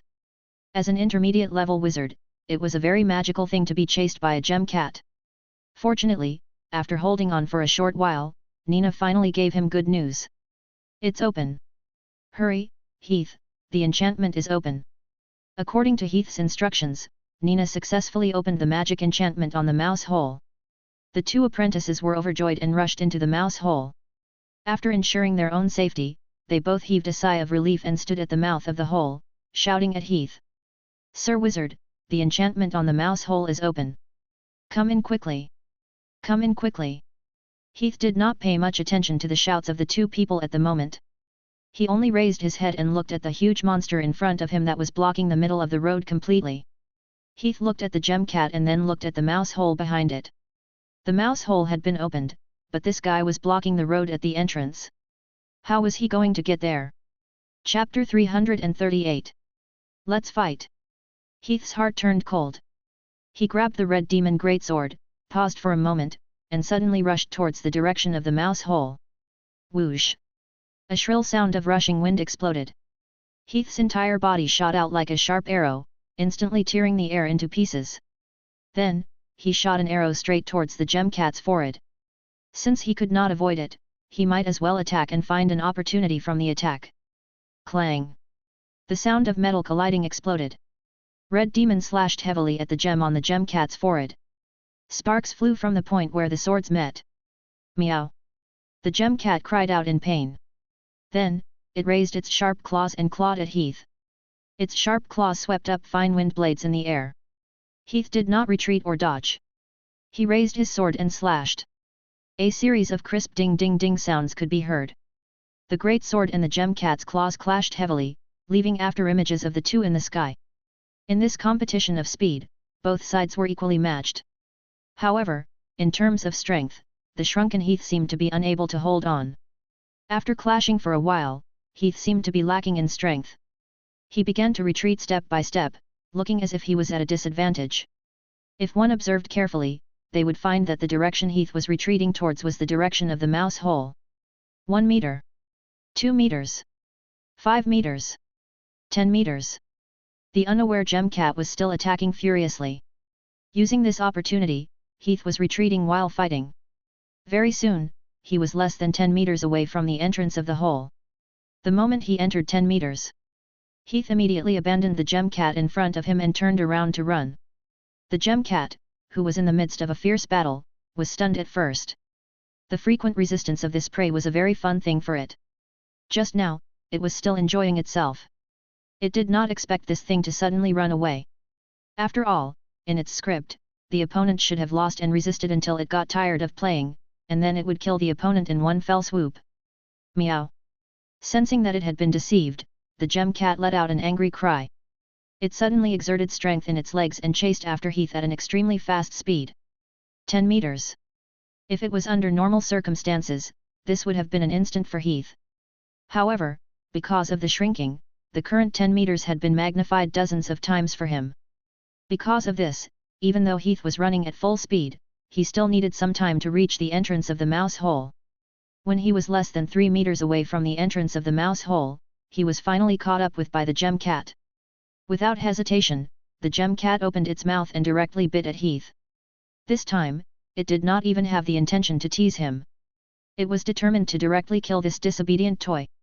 However, crack! A heavy and crisp sound was heard. The 2 rows of teeth of the gem cat were bitten together. The gem cat's big round eyes showed a stunned expression. It was very puzzled as to why the prey that should have been bitten to death in its mouth would disappear. At the same time, the space in front of the hole distorted. Heath also appeared in the mouse hole. He turned around and gave a provocative salute to the gem cat behind him, then turned around and strode into the mouse hole. Meow! The angry and unwilling meow of the cat exploded, and the gem cat rushed up crazily. It tried its best to reach its claws into the rat hole, but it couldn't get anything out. In the end, it could only roar angrily. At the same time, in the mouse hole. "Sir Wizard, are you okay? Are you hurt?" Seeing Heath coming over, Nissa and Karat hurriedly surrounded him and asked with concern. They had seen Heath being chased by the gem cat just now. Heath waved his hand. "I'm fine." As he spoke, he looked forward. The small mouse hole was decorated with a different world. There was a big velvet bed, an exquisite decorative bookcase, oil paintings, a round table for afternoon tea, and even an exquisite complete tea set. It was like an exquisite small villa. "It's really a very unique room." Nodding, Heath asked the 2 apprentices, "How is it?" Have you found the heart of the sea? Nissa said, we haven't found it yet, Sir Wizard. Heath said, in that case, let's look for it. I have a feeling that the heart of the sea should be here. Yes. The group of people immediately began to look for it. Heath was not idle this time. He walked in and looked around carefully. Not long after, an oil painting hanging on the wall next to him attracted his attention. In the painting was a little mouse. It was dressed like a gentleman in a long shirt with buttons and an exquisite red bow tie. It was sitting in front of the round table with a cup of coffee in its hand. Its other hand was casually placed on the table. Heath stared at the oil painting for a while. He seemed to feel that something was wrong, but he could not remember exactly what it was. This painting. Suddenly, Heath seemed to have seen something. He quickly took a closer look, and with this look, he finally found something that he felt was wrong. It was the little mouse's hand on the table. Usually, a person's hand on the table would be clenched into a fist. This little mouse was the same, but he had stuck out a finger. It looked like he was using this finger to knock on the table. Was it really just knocking? Or was it also guiding the direction? After thinking for a moment, Heath suddenly extended his hand towards the oil painting in front of him, and at the same time, a strange scene appeared. Heath's hand actually penetrated through the oil painting and into the oil painting. It's really like that. Just now, he suddenly sensed that there was a faint fluctuation of space elements on the oil painting, so he tried it out. And this time, he really managed to test it out. There was a space spell on the oil painting. Or to put it another way, it was actually a space pocket disguised as an oil painting. His arm went deep into the oil painting. Heath did not hesitate and stretched straight toward the bottom of the table in the oil painting, which was the direction that the little mouse's finger was pointing at. As expected, Heath found a hard object under the table. He immediately pulled it out. It was a package. Heath opened the package, and with a soft rumble, 3 round things rolled out of the package. They were red, blue, and yellow gems. At the same time, a magical fluctuation similar to the heart of the sea gushed out from the 3 gems. This magical fluctuation also explained the identity of the 3 gems. It was the purpose of their trip. The Heart of the Sea. Chapter 339. On the other side, Nissa and Karat were still rummaging through the cabinets. This isn't it either. It's full of messy nuts and sweets. What did this mouse store? Damn it. It's not here either. Where is it? Is it really here? At this time, Heath shouted, no need to look. Hearing this voice, their eyes lit up and they hurried over. Nissa asked, Sir Wizard, how is it? Do you have any clues? Heath picked up the 3 gemstones and waved them in his hand. Their eyes were instantly attracted by the gemstones. They couldn't move their eyes away, and their chest was heaving up and down violently as they panted. The 2 of them said almost at the same time, the Heart of the Sea. The soul fluctuation of the Heart of the Sea was very special. Even an apprentice wouldn't recognize it wrongly. For a moment, their eyes were abnormally bright. They didn't blink as they looked at the 3 gems that couldn't be moved away. However, not long after, the 2 of them seemed to have thought of something and frowned. The Heart of the Sea was in Heath's hands. Would he really fulfill his promise and give it to them? If he didn't give it to them, what would happen to them? Everyone knew that the Heart of the Sea needed 3 gems to have the greatest effect, and there were just 3 of them here. If Heath took them all, he wouldn't have to look for the Heart of the Sea. If it was them, they wouldn't be able to share the Heart of the Sea. As for the promise? A promise to a few apprentices was nothing. In the wizard world, strength was the only thing that mattered. It was nothing for a powerful wizard to break the promise to a few apprentices, and the apprentices wouldn't have the guts to say anything. It would not affect their reputation at all. In this way, it seemed that the only thing left in front of Nissa and Karat was to use force. But could they really snatch it? Heath was a genuine wizard. He was on a completely different level from apprentices like them.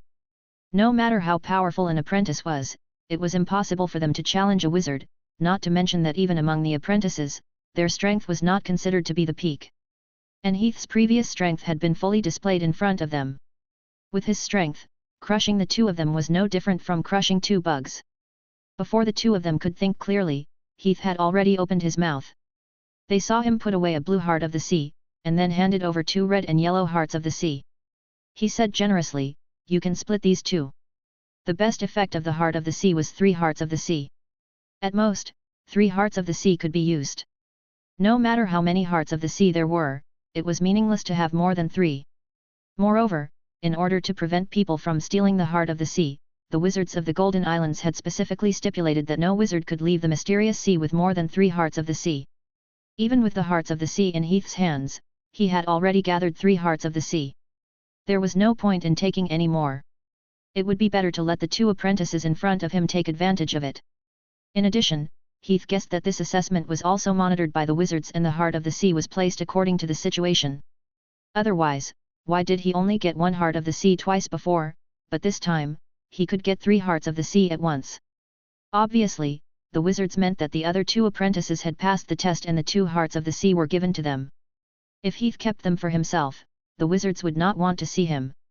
For Nissa and Karat, this action was obviously out of the 2 apprentices' expectations. They were stunned for a moment. Heath raised his eyebrows and asked again, "Why? Don't you want it?" The 2 were startled awake. Karat was ecstatic as he took the hearts of the sea from Heath. "Yes, yes, yes, of course, of course, of course, Sir Wizard." Nissa's eyes were red. She quickly snatched one from Karat's hands. "Sir Wizard said that one of them is for me." Karat was obviously reluctant to part with it, but he did not dare to play any tricks under Heath's gaze. He handed one of the yellow heart of the sea to Nissa. "Sir Wizard, thank you, thank you, thank you for your generosity. You are the greatest wizard in the world." The heart of the sea was the theme of the deep sea feast. All the wizards from the Golden Islands had entered this place for the heart of the sea. There were so many spellcasters, many outstanding genius apprentices from wizard organizations, and even official wizards might not have the chance to get a heart of the sea. But now, they were 2 little apprentices who were not famous in the Golden Islands in the past, but they had it in their hands. How could they be so lucky? The 2 apprentices were excited. They were almost completely in a frenzy as they repeatedly expressed their gratitude to Heath. Their excitement was beyond words. In their hearts, they had probably already equated Heath with the legendary god. The matter came to an end. After obtaining the heart of the sea, the 3 of them no longer had the need to stay here. They immediately left the dungeon. It was much easier to leave when it was extremely difficult to enter. They did not know whether it was because the time limit for the spell was up or because the wizards behind them had taken action, but the gem cat that was placed at the door disappeared after Heath and the others obtained the heart of the sea. Without the gem cat blocking the way, the 3 of them swaggered out of the mouse hole and then returned the same way. When they arrived at the chessboard magic array, the chessboard magic array that was originally set up there had disappeared, leaving only a row of black and white tiles. The magic traps on the tiles had also been swept clean. The 3 of them then smoothly left the chessboard square. Finally, they returned to the ground. At first, they thought that they would have to climb for a long time, but when they reached the entrance, Heath and the other 2 discovered that there was an additional magic array there. This was a magic circle of the standpoint system. After standing on it, it automatically generated a repulsive force field. The 3 of them flew up one after another, rising higher and higher from the ground until they reached the well, then they returned to the surface from the well. Finally, they arrived at the seaside and boarded the wizard ship. Riding on the waves, they left Skeleton Island. Phew! Standing on the deck, Heath watched Skeleton Island shrink in front of him from afar, and let out a long sigh of relief. This trip was really not easy compared to the previous one. Although there were some difficulties in the beginning, it was basically easy to get the heart of the sea. And this time, he really spent a lot of effort. If he had not been lucky enough to meet 2 apprentices and get clues from them, he might not have any further clues even after wandering around Skeleton Island. He might not have succeeded in getting the heart of the sea. Now that he had gotten the 3 hearts of the sea, this deep sea feast was over. Chapter 340. Golden Harbor Town, Lighthouse by the Sea. Early morning. The morning sun shone from the sky, shining through the cross-shaped window into the room. In the study that had been organized, Heath was leaning against a wooden chair, reading a thick book in his hand. On the round table in front of him was exquisite food such as toast, mashed potatoes, and goblin honey wine. "Wizard, your breakfast is ready. Is there anything else I can help you with?" A sweet and clear voice sounded, like the cry of an oriole. Amy pushed the black-rimmed glasses on the bridge of her nose and said as she placed a cup of hot milk on the round table. At the moment, she was wearing a black and white maid's dress, which was very different from the usual maid's dress.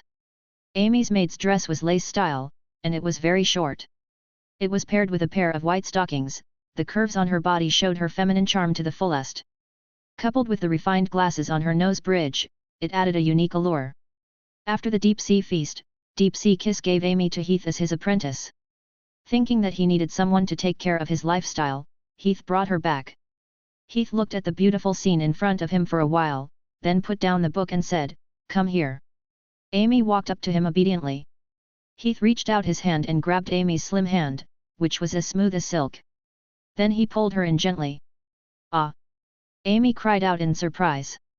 She fell into Heath's arms and sat on his lap. Heath smiled and said, "Let me see if Amy has grown up." Amy blushed and lowered her head shyly. "Sir Wizard, please stop." Heath's life had become more interesting with the addition of a girl.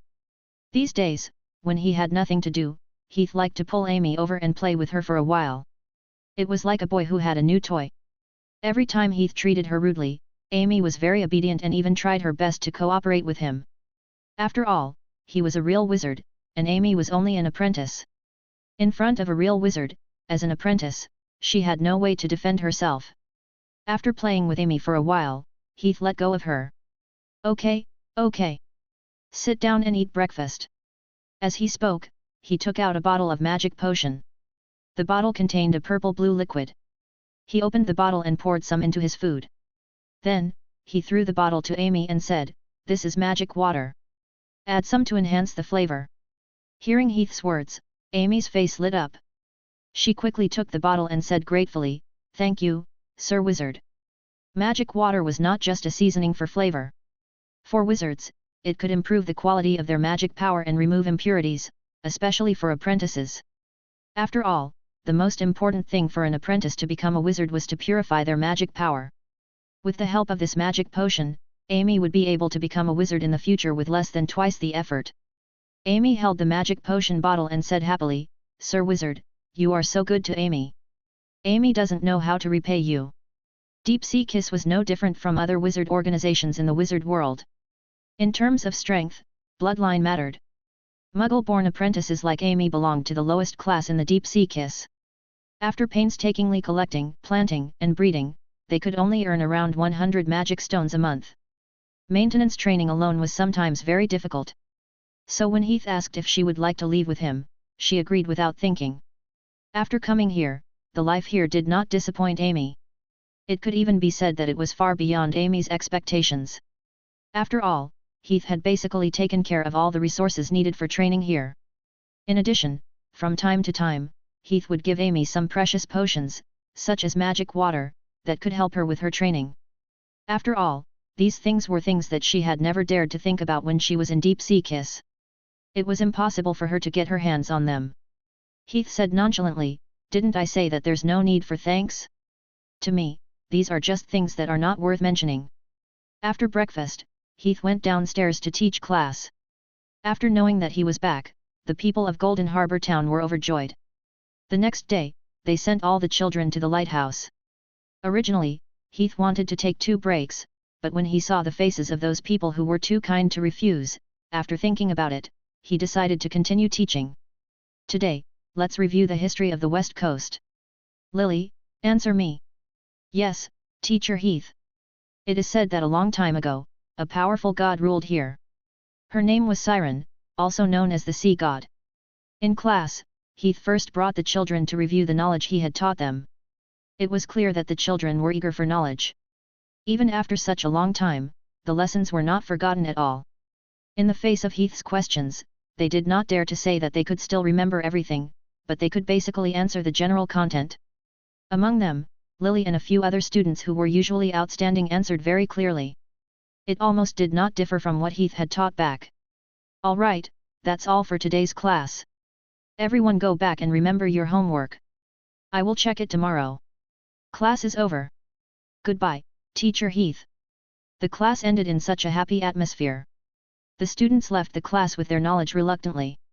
The students all left soon, but one of them stayed. Eric. He had stayed in the mysterious sea area for 2 years. Even with the time he spent on the voyage, he had gone back and forth, it was 3 to 4 years. In these 3 to 4 years, every child had changed significantly, and Eric was the one who had the most obvious change. Although he was only about 12 years old, his height had grown to nearly 1.8 meters. In addition, his body had also become much stronger. Whether it was his arms or legs, they had become much thicker. He looked like a big boy. Was this guy really 12 years old? Or was it a genetic mutation? Heath grumbled in his heart. Eric stood in front of Heath and bowed very politely. "Teacher Heath, you're finally back." Heath smiled. "Eric, you seem to have grown a lot taller and stronger. I almost couldn't recognize you." Eric scratched his head foolishly. "Teacher, I think I still have to thank you." Chapter 341. Heath raised his eyebrows and teased, "Why? Is it my ability to help you grow taller now?" Eric said, "It was you who taught me the night training." Heath thought for a moment and then remembered that there was such a thing. Before he left Golden Harbor Town, he had taught Eric some basic night training methods. It included basic swordsmanship skills, stance training posture, and so on. He suddenly understood and said, "I see, so that's how it is." Night training was very helpful in promoting the growth of the body's cells, especially for young children. Children who received night training were generally stronger than ordinary children. If Eric really followed the training that he had taught him for 3 or 4 years, then it was not surprising that he was so strong. Eric nodded heavily and said, "Yes, teacher. I have memorized the 24 styles of swordsmanship and the basic training principles that you taught me. I have been training continuously for the past few years, and I have never slacked off." After a pause, Eric said gratefully, "Teacher, I am here today to thank you." In the past, Eric was a little beggar that no one cared about. In this world, there was a clear hierarchy. People of different social classes would only become people of different social classes when they grew up. According to Eric's original life path, when he grew up, he would basically join a local gang and become a hooligan. Then, one day, he would die in a fight with other gangs in an alley that no one cared about, or he would be tied to a rock and sunk into the sea. It was because of Heath's help a few years ago that Eric's life path was changed. Heath helped him get rid of the control of the gang and gave him the ability to survive. Over the years, Eric had continued to train as a knight. He was already a somewhat famous apprentice knight in Golden Harbor Town. Not long ago, he had even successfully passed the assessment of the Lord of Golden Harbor Town. He had officially become a member of Golden Harbor Town's apprentice knight. Heath said, "Don't take it to heart. This is just a small matter to me. What you have obtained now is the result of your own hard work." Although Heath thought so, and this was basically the truth, it was obviously impossible for him to casually say this to Eric. Eric continued, "I don't know how to thank you, teacher. I heard that teacher likes antiques, so I usually collect some antiques.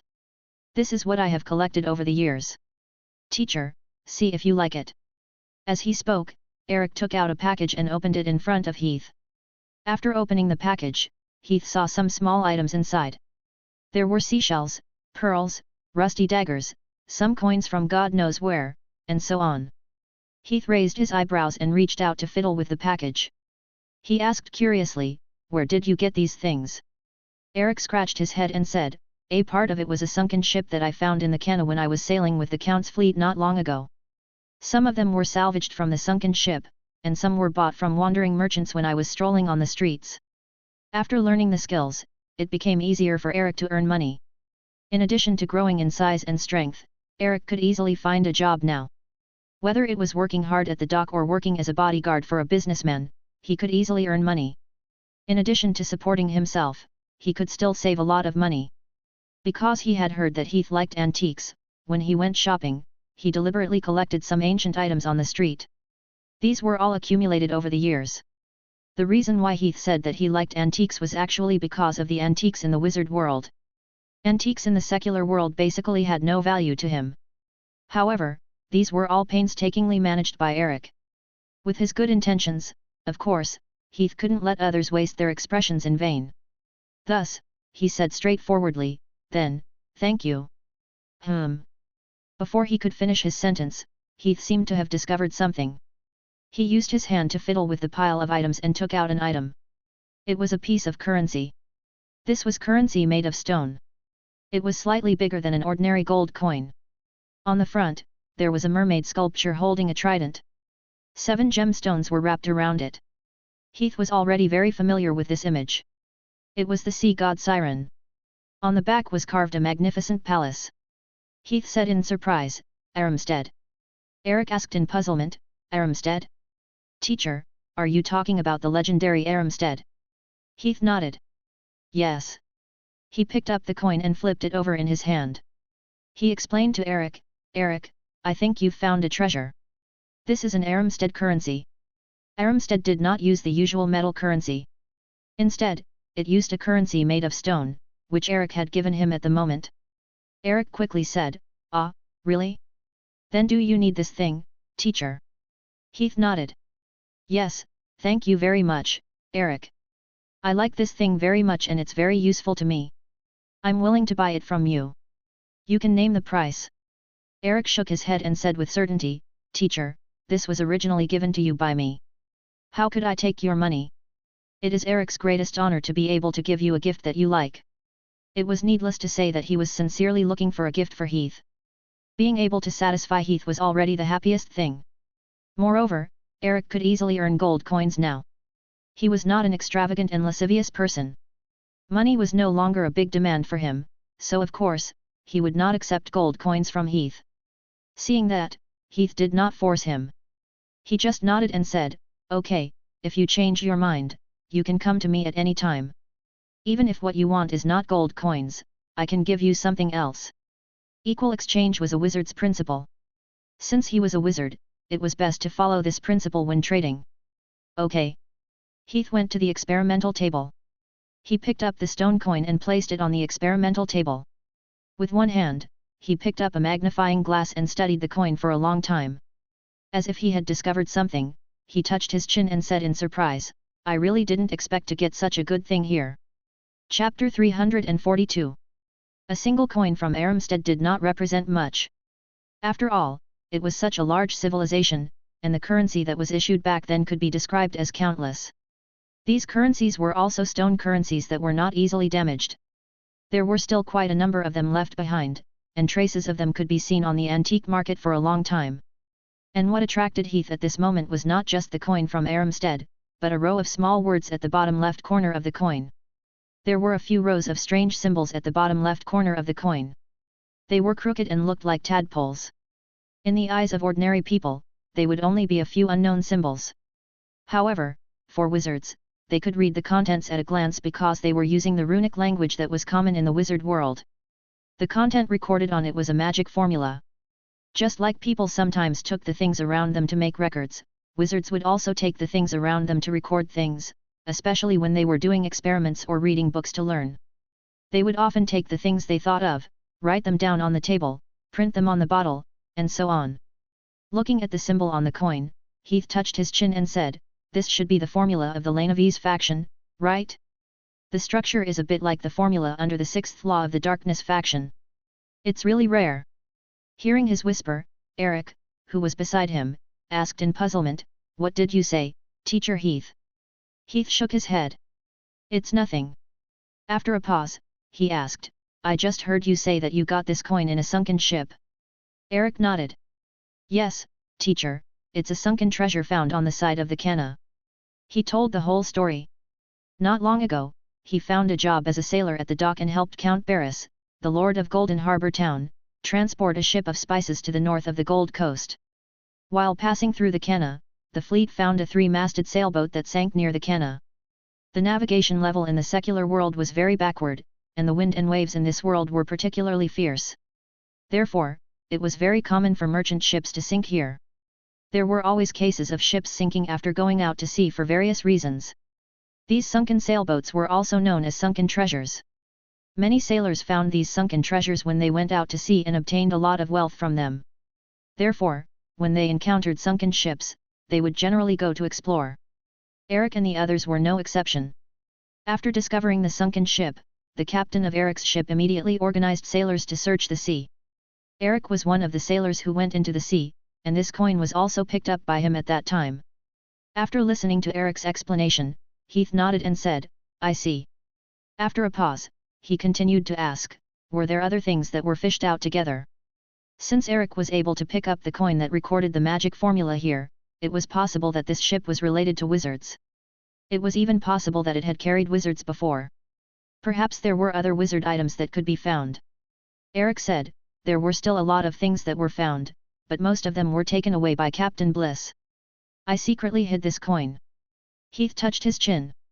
Is that so? Eric looked at Heath's expression and could not help but ask, why? Teacher, are these things very important to you? Heath nodded. It's okay. I'm very interested in these. He asked, do you know where the things that were fished out from the ship went? Eric thought for a moment and said, Captain Bliss is a cousin of Count Barris.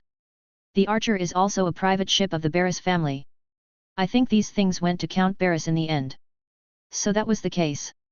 It seemed that he would have to make a trip to the Barris family when he had time. Heath nodded. Okay, I understand. Thank you, Eric. Eric said, no need. It's already Eric's greatest honor to be able to bring help to teacher.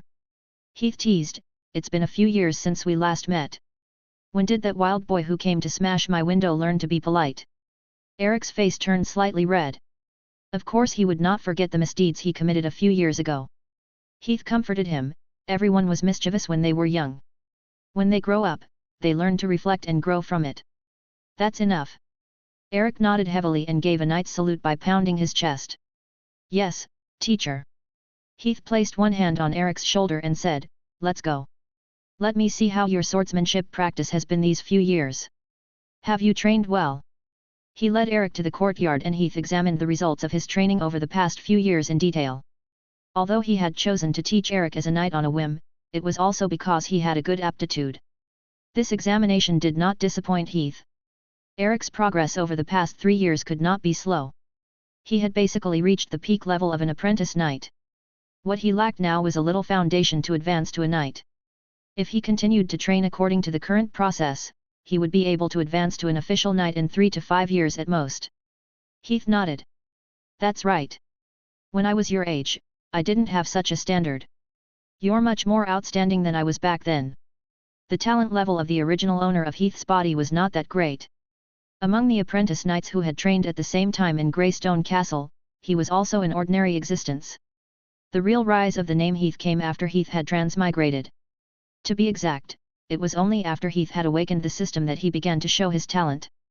Eric said, how is that possible? Teacher, you must be joking. Although there was not much time spent between Heath and Eric, Eric could still feel that Heath's swordsmanship and strength were very strong.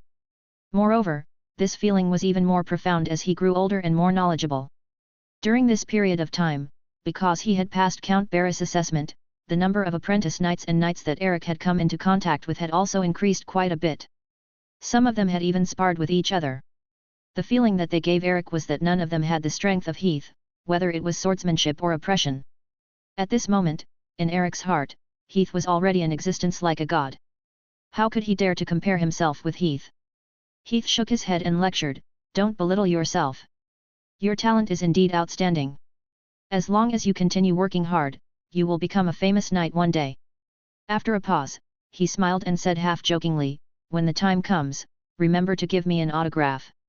Chapter 343. A few days later, at Golden Harbor Town, Barris Castle. Barris Castle was located on a cliff on the east side of Golden Harbor Town. It was the highest place in the entire Golden Harbor Town. Like most of the castles built by the nobles in this world, Barris Castle also paid great attention to its strategic location. The castle faced the sea, and there was only a very narrow mountain road leading to it. The road was only enough for 2 carriages to travel together, and there were cliffs on both sides. It was not a problem for ordinary people to pass through, but it was impossible for an army to attack. By relying on this impregnable defense, the Barris family was able to stand in Golden Harbor Town for less than a few hundred years. In the previous conflicts between the nobles, no other family had been able to break through the Barris family's gate. And Barris Castle had always been the proudest place of the Barris family. When the members of the family mentioned the castle to outsiders, they would always brag about the glorious achievements of the castle in the past. At the same time, they would not forget to add, even a mosquito would not be able to fly into Barris Castle. However, at this moment, the Barris family did not expect that the castle, which they were so proud of saying that no one could enter, would have an uninvited guest who would swagger in just like that. Nighttime, Barris Castle. Day. Day. Day. The sound of broken footsteps suddenly rang out on the road outside the castle. It was especially clear in this spacious area. At the gate of the castle, a soldier held a torch and tried to look forward, but no matter how he widened his eyes, he could not see a person. The soldier could not help but swallow his saliva. He quickly pulled the soldier who was sleeping next to the city wall and said, "Hey, Peter, wake up." The soldier next to him woke up in a daze. He rubbed his eyes and wiped the saliva from the corner of his mouth. He asked in a daze, "What? What's wrong?" The soldier quickly pointed at the road ahead and said with a trembling voice, "Over there, why are there footsteps over there?" The soldier looked ahead suspiciously, but naturally, he did not see anything. The soldier said impatiently, "Jess, you damn bastard. If you wake me up again, I swear, I will pack you up and throw you into Grandma Jenna's bakery. She will use a rolling pin to stab your butt." The first soldier argued, "Hey, I really heard it. Do you think it's the sea ghost from before?" The soldier pulled down the leather hat on his head. He leaned against the wall with his knight's lance and went back to sleep. The first soldier swallowed his saliva and pondered for a moment. He also pulled down his leather hat and leaned against the stone wall like his companion did, closing his eyes and pretending that nothing had happened. During this period of time, Golden Harbor Town was in peaceful times, and there was no conflict with the surrounding nobles. If they were caught slacking off during the night, they would at most be punished, and they would not have to worry about losing their lives. At the same time, on the other side of the city wall not far away from the two of them, which was where the soldier looked. In the dark night, a figure suddenly appeared slowly. He had long black hair and was wearing a black cloak. He appeared out of thin air in the open space, looking very strange. Heath looked in the direction of the soldier, then touched his chin and said to himself, "A ghost on the sea. Could it be related to the item that was salvaged from the sunken ship that Eric mentioned?" As he guessed in his heart, Heath pulled up the hood of the cloak. With the hood on, his figure once again disappeared from sight. This was Heath's newly made wizard tool, Cloak of Invisibility. Although the invisibility spell was easy to use, it still consumed magic power. Other than that, because of the mental stiffness, the invisibility spell could only be used again after a certain period of time. It was very inconvenient. That was why Heath had made this invisibility cloak. The principle and effect were not much different from the invisibility spell, but the energy consumed was from magic stones. Other than that, there was no mental stiffness and it could be used at any time. It was much more convenient than the invisibility spell. After entering the invisibility state again, Heath continued to walk into the castle. The castle that was impregnable to mortals was nothing in the eyes of wizards. In the invisibility state, mortals could not detect the existence of Heath at all. The soldiers passing by him showed no sign of awareness. He was allowed to pass through the castle freely. Along the way, only a few knights felt something because of their extraordinary five senses. However, they could not verify it visually. In the end, they could only attribute it to their own delusion. Where is it? After searching around the outside of the castle, there were no clues. Heath then walked into the main building. Coincidentally, a servant walked over. He was wearing a black suit. According to Heath's understanding of the noble class, he was a butler. He immediately took off his hood and revealed his true form. The butler was thinking about something. When he saw Heath, who had suddenly appeared out of thin air, he was obviously stunned. It was as if his brain could not process what was going on. However, his eyes were quickly replaced by fear. His mouth opened wide and he was about to scream. However, at this moment, Heath's eyes were suddenly covered with a layer of blood. He then stared at the eyes of the butler. Under the gaze of this pair of blood-colored eyes, the butler's expression suddenly became hazy, that big mouth did not make any sound. It was apparently Heath's usual spirit-type spell, Hypnotic Gaze of Darkness. Heath said softly, "Be quiet." The butler shut his mouth obediently. Heath continued to ask, "Recently, have there been any strange things brought in from the castle?" "They were salvaged from the sunken ship." The butler nodded truthfully and said, "Yes, sir. Not long ago, the archer discovered a sunken ship near the Cana.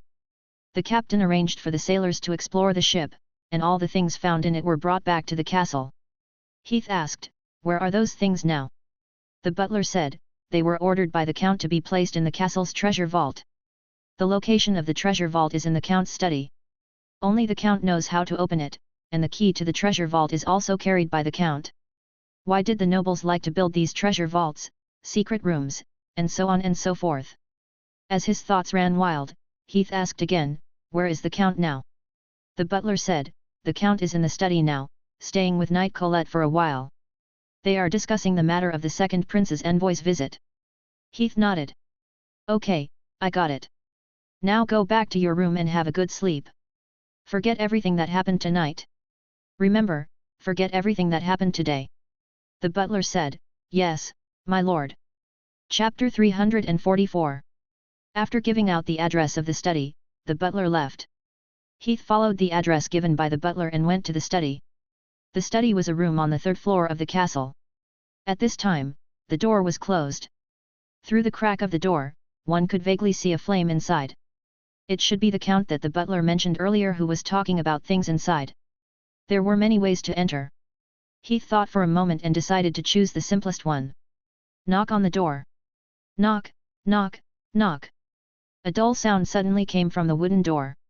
In the room, Count Barris, who was sitting on the sofa, placed the oak cup in his hand heavily on the table. "Are these servants crazy? I remember I told them not to let anyone disturb me before I leave the room." Knight Colette, who was sitting opposite him, said, "Perhaps they have something important to report, or else no one in the castle would dare to do so." Count Barris nodded. "It's best if that's the case." As he spoke, he stood up and opened the door. However, when the scenery outside the door appeared in front of him, Count Barris' expression changed. Standing at the door was a strange young man. Although there were many people in the castle, Count Barris was sure that he had never seen this young man before. What did it mean for a stranger to enter his castle in the middle of the night and even appear directly at the door of his study? Count Barris and Knight Colette's expressions changed at the same time. Clang! The sound of metal interweaving rang out. Knight Colette reacted very quickly and pulled out the cross-shaped sword he carried with him and rushed forward. Count Barris, who was in front of him, quickly stepped back and opened his mouth to shout, "Calm!" However, the moment he said that, the Count's voice suddenly stopped. At the same time, Knight Colette, who was rushing over, also froze on the spot. At this moment, an invisible force suddenly swept over and firmly grabbed Count Barris and Knight Colette. The two of them felt as if an invisible hand had grabbed them. It made them unable to move. Count Barris was shocked and his face instantly turned into a state of panic. He stared at the young man in front of him in disbelief. A rank that only appeared in legends instantly entered his mind. Wizard. At the same time, Heath opened his mouth. He explained briefly, "I don't mean any harm. Please don't be nervous. I just have something to ask the Count. If the Count is willing to cooperate, blink twice. I will restore your freedom." Count Barris blinked twice immediately. Heath immediately released the wizard's hand that was used on them. The two who were bound were also able to regain their freedom. Count Barris had just regained his freedom. Before he could speak, Knight Colette beside him continued to slash at Heath with his sword. "You damn!" Count Barris quickly shouted, "Stop, Colette!"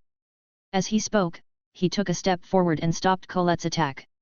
Knight Colette asked in confusion, "Sir Count?" Count Barris said, "Colette, don't you understand? This is a noble wizard in front of us." As he spoke, he deliberately came closer and reminded in a low voice, "Damn it, put away your sword. You will kill us." As a noble, Count Barris knew more about wizards than ordinary people. He had even seen wizards cast spells with his own eyes. Therefore, Count Barris knew very well. In the face of such an extraordinary supernatural force, their strength as knights was nothing at all. Fighting against them would only lead to death. "What?" Hearing Count Barris' words, Knight Colette was also shocked. The cross blade in his hand trembled and almost fell to the ground. He looked at Heath as if he had seen a ghost and stuttered, "Wizard! Wizard!" There was no one in this world who did not know the name of the wizards. It was a legendary existence that could summon wind and rain and ignite flames out of thin air. In front of mortals, wizards were no different from gods. Da-da-da-da. At this moment, the sound of footsteps came from the corridor, accompanied by the sound of metal colliding. Not long after, a group of soldiers wearing nail-studded leather armor appeared at the door. The cross-guard swords in their hands shone with cold light under the torches on both sides. "Sir Count, what happened? Protect Sir Count!" The soldiers swarmed into the study room. One after another, they charged at Heath in an aggressive manner, as if they wanted to tear him into pieces. Facing this large group of armored soldiers, Heath's expression was calm, as if he did not care about the people in front of him at all. He raised his hand and patted lightly. Clap! Clap! There were 2 clear claps. With these 2 soft claps, the soldiers who rushed in seemed to have suddenly been possessed. Crash! A large number of them fell to the ground. In a moment, they were all lying on the floor in the corridor. Darkness type AoE spiritual attack spell, collective slumber. Seeing so many soldiers being wiped out in the blink of an eye, the faces of Count Barris and Knight Colette in the room were as white as paper. There was not a trace of blood on their faces, as if they were extremely terrified. Heath glanced at them and then said casually, I just put them to sleep. When they wake up, nothing will be wrong with them. Hearing Heath's words, Count Barris and Knight Colette finally let out a sigh of relief, and their faces regained some color. Count Barris bowed deeply again and said with a bow, Thank you very much for your kindness, Sir Wizard. On behalf of these idiots who offended you, I apologize to you and beg for your forgiveness. Heath waved his hand and said, It's fine. After a pause, he sat on the sofa, picked up a bottle of red wine from the table next to him, and poured himself a glass. He was a little thirsty after walking for so long. The 2 noblemen in Golden Harbour town did not even dare to take a breath at this time. They did not care about Heath's rudeness at all. Instead, they stood on both sides of the table very respectfully, looking like servants. After Heath finished the wine in his cup, Count Barris then dared to come forward and say, Sir Wizard, this is the wine sent by Esk Winery in the south. I heard from old drunkard York that it is made from wild grapes from the Black Forest. If you like it, I will get someone to prepare some for you to send over later. Heath said casually, No need. Just now, he was just thirsty. This level of alcohol was on a completely different level compared to his usual drinks. Pausing for a moment, he cut to the chase and said, I asked you to come here today because I have something to consult you to. I heard that you discovered a sunken ship earlier. Chapter 345. Leaning against the sofa, Heath asked, I heard that you discovered a sunken ship. Is that true? Hearing Heath's words, Count Barris and Knight Colette understood a little. The 2 looked at each other. Count Barris said truthfully, Yes, Sir Wizard. That was half a year ago. Our family's sailboat, the Archer, found it near the Cana. Heath continued to ask, What about the things that were fished out?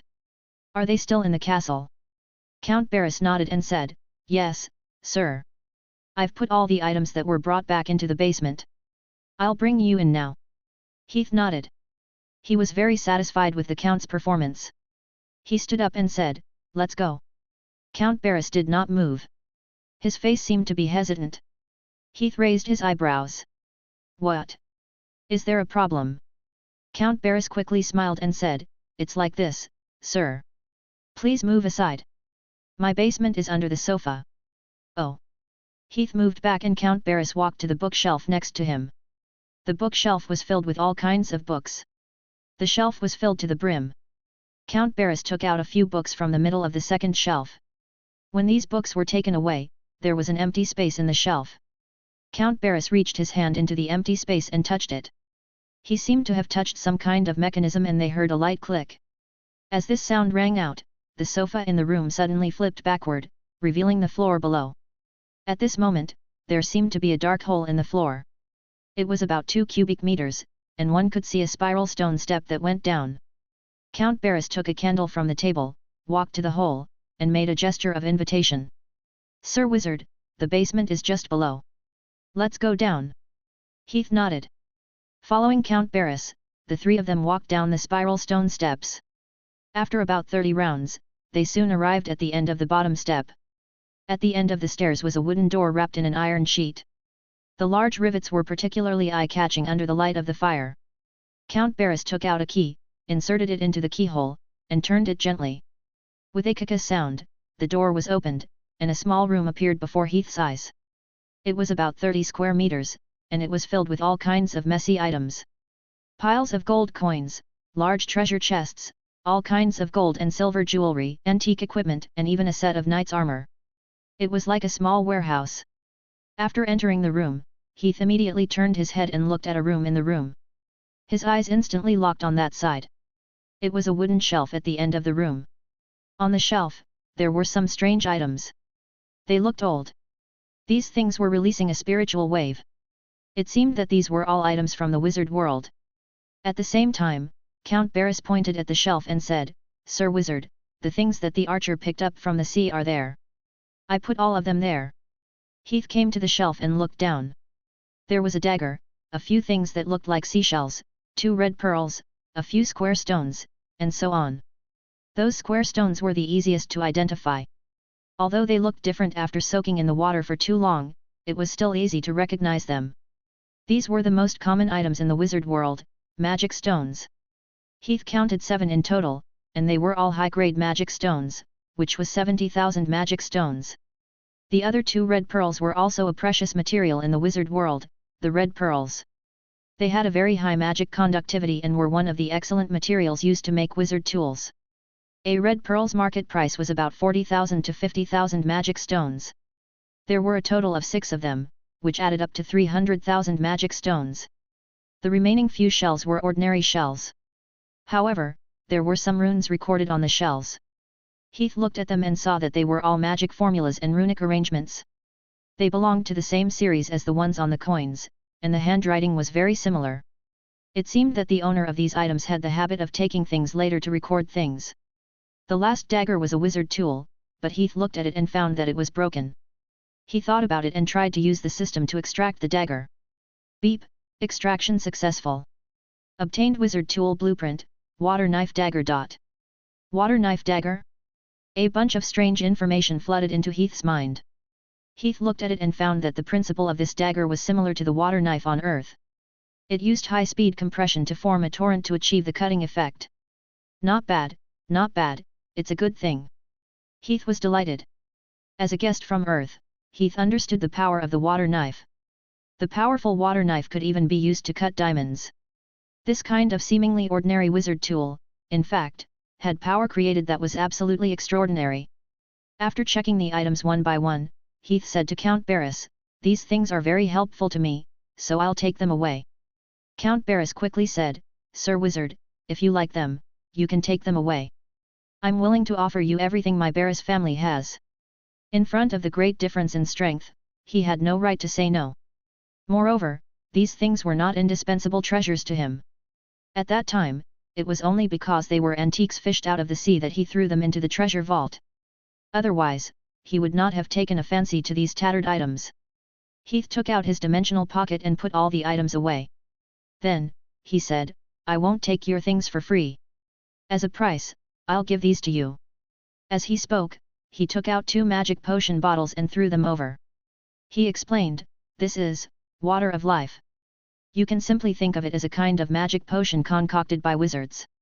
After ordinary people eat it, they can heal their body's pain and prolong their life. It can be considered a good magic product." Count Barris and Knight Colette were ecstatic. They had only led Heath because he was powerful. They did not expect Heath to give them such a big gift to heal their pain and prolong their life. Just these 2 words alone were enough to drive all the nobles in the kingdom into madness. What else could the nobles desire most besides a longer life?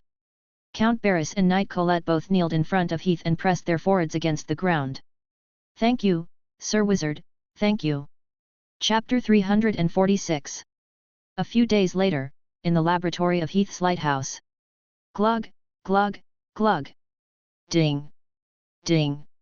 Dang. Dang. All kinds of strange sounds echoed in the laboratory. The colorful liquid inside the crucible was bubbling out. In front of the long wooden table, Heath was holding a few glass test tubes and pouring the liquid inside. The test tubes collided with each other from time to time, making crisp sounds. 2 arrowheads. Ugh, why does this 3-leafed flower look so strange? 2 peto fruit cores. Amy, are the white frog legs ready? Right away, Sir Wizard. Under Heath's urging, Amy hurried over with an iron plate. On the plate were the white frog legs that had been processed. The neurons that had not lost their activity were still controlling the twitching of the muscles. Heath took the white frog legs and threw them into the crucible. A purple flame rose from the crucible. Under the light of the flame, Heath finally took out a strange blood-red flower and threw it into the flame. As soon as the flower entered the flame, there was a strange shriek. It sounded like the sound of a vengeful spirit being burned. Drib. Drib. At the same time, the clear sound of water dripping rang out. Suddenly, drops of bright red blood mysteriously fell from the flame. The fresh blood fell into the boiling hot crucible, and the liquid in the crucible was dyed bright red in an instant. The horrifying red color looked exceptionally demonic. As the crucible's liquid was dyed red, the flame on it slowly fell into the crucible. Immediately, a series of sizzling sounds could be heard, and the liquid in the crucible was rapidly shrinking at a speed visible to the naked eye. In the end, it turned into a small blood-red liquid the size of a thumb. "Sir Wizard, we did it!" Amy's face lit up when she saw the red liquid, and she quickly went up to it. However, just as she went up, the liquid in the crucible suddenly revealed two small eyes, and a few slender legs grew out from under it, turning into a small red spider. The little red spider quickly shrank down, and then shot up toward Amy's face with a whoosh. Just as it was about to pounce on Amy's face, an invisible barrier suddenly opened up in front of Amy. The little red spider crashed into it and exploded with a bang. The red liquid stained the barrier. The invisible barrier quickly spread out and dyed the entire barrier blood red. It was still spreading out quickly, as if it wanted to dye the entire world blood red. However, before it could overflow, Heath suddenly chanted a spell. The invisible barrier suddenly began to shrink inward, like a transparent membrane wrapping the red liquid and compressing it. The red liquid compressed and shrank bit by bit until it was the size of a thumb, and then returned to its original red spider form. "Ah!" The red spider opened its mouth and let out a piercing scream. The sound was not loud, but it had an indescribable penetrative force. Amy felt a surge of chi and blood, and she felt nauseous. She couldn't help but quickly raise her hands to cover her ears. Heath whispered again, "Sound, deprivation." The ear-piercing scream came to an abrupt end as soon as the spell, inaudible incantation, was cast. Although the little spider was still trying its best to open its mouth wide, it couldn't make any sound. Heath took out a long, thin silver needle and stabbed it on the little red spider's head. With a poof, the little red spider seemed to have its neurons cut off. It completely lost its movement. Heath pressed down and the red spider exploded into a pool of blood, returning to its original appearance. Finally, Heath took a test tube and poured the red liquid into the test tube. He picked up the test tube and gently shook it in front of his eyes. Soon, a satisfied smile appeared on his face. Seeing that the room had finally calmed down, Amy came over again. She looked at the test tube and asked carefully, "Did you succeed, Sir Wizard?" Heath nodded. "Yes, I did." At this moment, the potion that Heath had made was called Blood World. It was made with the blood flower that he had collected on Skeleton Island as the primer. It was a potion that could increase the vitality of an intermediate-level wizard. After hearing that, Amy let out a long breath. "That's good, that's good." When she saw that thing flying towards it, she was indeed shocked. She was worried that her reckless action might have caused the experiment to fail. She had read about the blood flower in a book a long time ago. That was a treasure that she could not afford to lose even if she sold herself. After hearing Heath's reply, she let out a sigh of relief. Her worried heart also relaxed. Heath glanced at her. "Today is a lesson for you," he warned. "Remember that you can't let your guard down in any magic experiment. You mustn't leave your area until the experiment is complete. You are responsible for the experiment, and you are responsible for yourself. I don't want to see my apprentice die because of an experiment." Amy was startled. "Is he concerned about me?" She felt a strange warmth in her heart. The wizard world had always been a cold world. Wizards were self-centered creatures. In the eyes of wizards, apprentices were basically no different from tools. If it was broken, they could just replace it at any time. No one would care. If it were any other wizard, it was very likely that she would have been killed in the situation where she had almost destroyed precious materials. However, not only did Heath not punish her, but he was also so concerned about her. Amy nodded heavily. "Yes, I'll remember it, Sir Wizard." Amy swears that she will not make the same mistake again in the future. Heath smiled. "You don't have to do that. Everyone has their moments of carelessness. You just need to learn from them. You're an excellent apprentice and very talented. It would be a pity if you lost your life so easily." After coming to his side, Amy naturally took Nina's place and became Heath's assistant. After all, it was not convenient for Nina to run some magic experiments as a spirit. Besides, she had to spend most of her time sleeping. Amy was not so troublesome. Basically, she could participate in Heath's experiments. These days, being Heath's assistant had helped him a lot. Chapter 347. Heath smiled.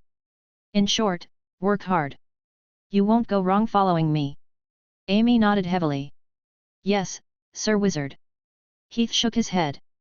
You don't have to call me Sir Wizard anymore. Just call me teacher. Amy was stunned. She opened her mouth wide. You. What did you say?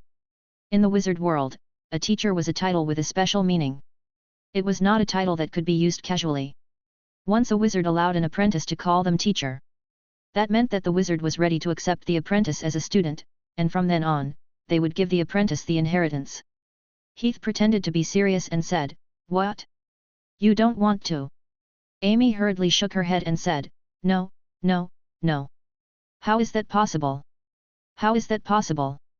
She was so excited that she was incoherent. I was just too happy. Sir Wizard, no teacher, I don't know how to express my feelings at this moment. The most exciting thing about being an apprentice was undoubtedly to have a teacher. This would allow the apprentice to avoid many detours on the path of becoming a wizard, and an apprentice with a teacher and an apprentice without a teacher were two different things in the wizard world. An apprentice without a teacher was like a weed on the side of the road that anyone could trample on and kill at will. And an apprentice with a teacher was like a flower in a greenhouse that no one dared to offend because there was a wizard standing behind it. Heath smiled and said, Well, there's no need for that. You deserve it. You've helped me a lot these days. After a pause, he waved his hand and said, Well, you can go now. I have something to do here. Amy said, Yes, teacher. After sending Amy away, Heath walked into the practice room. Since the blood world had been prepared, it was time to absorb it. In the room, Heath took out the candles, magic stones, magic pens, bones of beasts, blood of beasts, and other materials needed to draw the magic array. Then he drew a large magic circle on the floor. Blood world was not like normal potions that could increase vitality. Its negative energy particles were too abundant. If one drank it without some protection, it might cause a backlash. If it caused magic power or even spiritual power damage, then the loss would really outweigh the gain. After drawing the magic array, Heath lit the candles and poured the blood world into one of the auxiliary arrays in the magic array. The instant the blood world fell on the floor, the potion that had been killed came back to life again and stretched out small tentacles. Just as the small tentacles were about to touch the floor, the magic array suddenly lit up with beams of light. These beams of light struck the red tentacles one after another like tiny bolts of lightning. A series of popping sounds could be heard as the tentacles exploded one after another. Only then did they return to their original liquid form. Immediately, the liquid slowly flowed along the magic array's trajectory and spread towards Heath. After reaching Heath, it spread along the magic array closest to Heath and into his body. At the same time, the system's notification sounded. Beep, life force increased. Beep, life force increased. Beep, life force. Waves of pure energy surged into Heath's body, making him feel as if he had walked into a hot spring. This energy nourished every organ and every cell in his body. It washed every part of Heath's body, allowing these organs to regain their vitality and rejuvenate his blood. After all these years, there were a few more white strands on Heath's hair, and the skin on his face was inevitably a little rough. There were even some wrinkles at the corners of his eyes. However, with the influx of this energy, the white threads on Heath's head turned from white to black, and the wrinkles disappeared at a speed visible to the naked eye. In just a few breaths, Heath looked as if he had become a few years younger. After a while, the energy gradually calmed down. At the same time, Heath opened his eyes, opened his mouth, and spat out a mouthful of turbid gas. Then, he said softly, System, display life force. Beep, life force 533. 533. Before he advanced, Heath's life force was 531, which meant that this bottle of blood world gave him 2 years of vitality bonus, which was not much different from what he had expected. 2 years? It's not much different from what I expected. Nodding, Heath closed the system interface. With the 3 years of life force extracted from the blood flower, 5 years had been added. 5 years was not a short period of time for ordinary mortals, but for wizards, this time was nothing. It was like the blink of an eye. Even 500 years was just a snap of the fingers. It's far from enough. No one would complain about more time, especially in such a world. There were too many wonderful things in this world. Even up to now, Heath had only seen 1/1,000,000th of it. It would be a pity not to see such a big world. Mountains, lakes, seas, deserts. Heath wanted to go to these places and see them. He wanted to try the delicious and fun things, not to mention the countless mysteries, adventures, and oceans of knowledge in the magic world. All of these required a lot of time. The path of a wizard only had truth and eternity. Only by reaching that step would the path of a wizard end. In these few years, I'll look for materials to increase the lifespan of an intermediate rank wizard to the maximum. The maximum lifespan of an intermediate rank wizard was 1,000 years. Currently, Heath still had a few hundred years of room for improvement. Since he had advanced to become an intermediate wizard, the first step was naturally to increase his time unit to the maximum. Heath decided in his heart. In the following period of time, Heath's training center temporarily shifted from strength to life force. His strength was simply maintaining his daily meditation and training, the focus of the experiment was on increasing life force. Some of the methods to increase life force were collected by him over the years, and some were first extracted from the Life Refinement Manual. He did not know the exact origin of the Life Refinement Manual. Heath found that a lot of the knowledge recorded on it was very high level. Even after advancing to an intermediate wizard, he was still able to find ways to increase life force from it. Chapter 348. Heath's Lighthouse, Classroom, Before Class. In the spacious classroom, the students waiting to go to class were in a mess. They were fighting, flipping books, and the whole classroom was in a mess. "Hey, did you hear? A wizard came to our town. I heard he went to the castle. I knew it from the beginning. My father was working in the castle. He was in the castle that night. I heard that the count personally received the wizard." "Bullshit, it's not like that at all. That wizard went to the castle in stealth. How could your father see it?" "It's true. Recently, there was a hot topic in the town. It was said that a wizard who only existed in legends actually came to the town and even visited the castle of Count Barris. Wizards were existences like gods. In the eyes of mortals, they held extraordinary powers. They could summon wind and rain, turn stone into gold, and could live forever. It was said that any mortal who received a little favor from them could easily rise to the top even if they became a noble or even a king. Day. Day. Day. At this moment, a series of footsteps sounded, and the noisy classroom became a little quieter. Not long after, a young man walked out from the corridor behind them. He had black hair and a black academic robe. It was their teacher, Heath. Heath came to the desk in front of them and put down his book. "All right, get ready for class." "Yes, yes, teacher." "Yes, teacher Heath." The students' voices were sparse and clearly not as orderly as before. Heath could not help but raise his eyebrows and look down. Only then did he notice that the students' expressions were not as positive as usual, including the usually outstanding students like Lily. They were all a little absent-minded. He asked in puzzlement, "Is something wrong?" The students stuttered. "No. Nothing."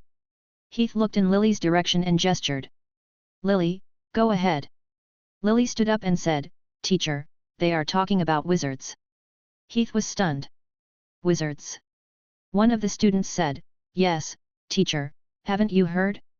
A real wizard came to our town and visited Count Barris' castle in the middle of the night.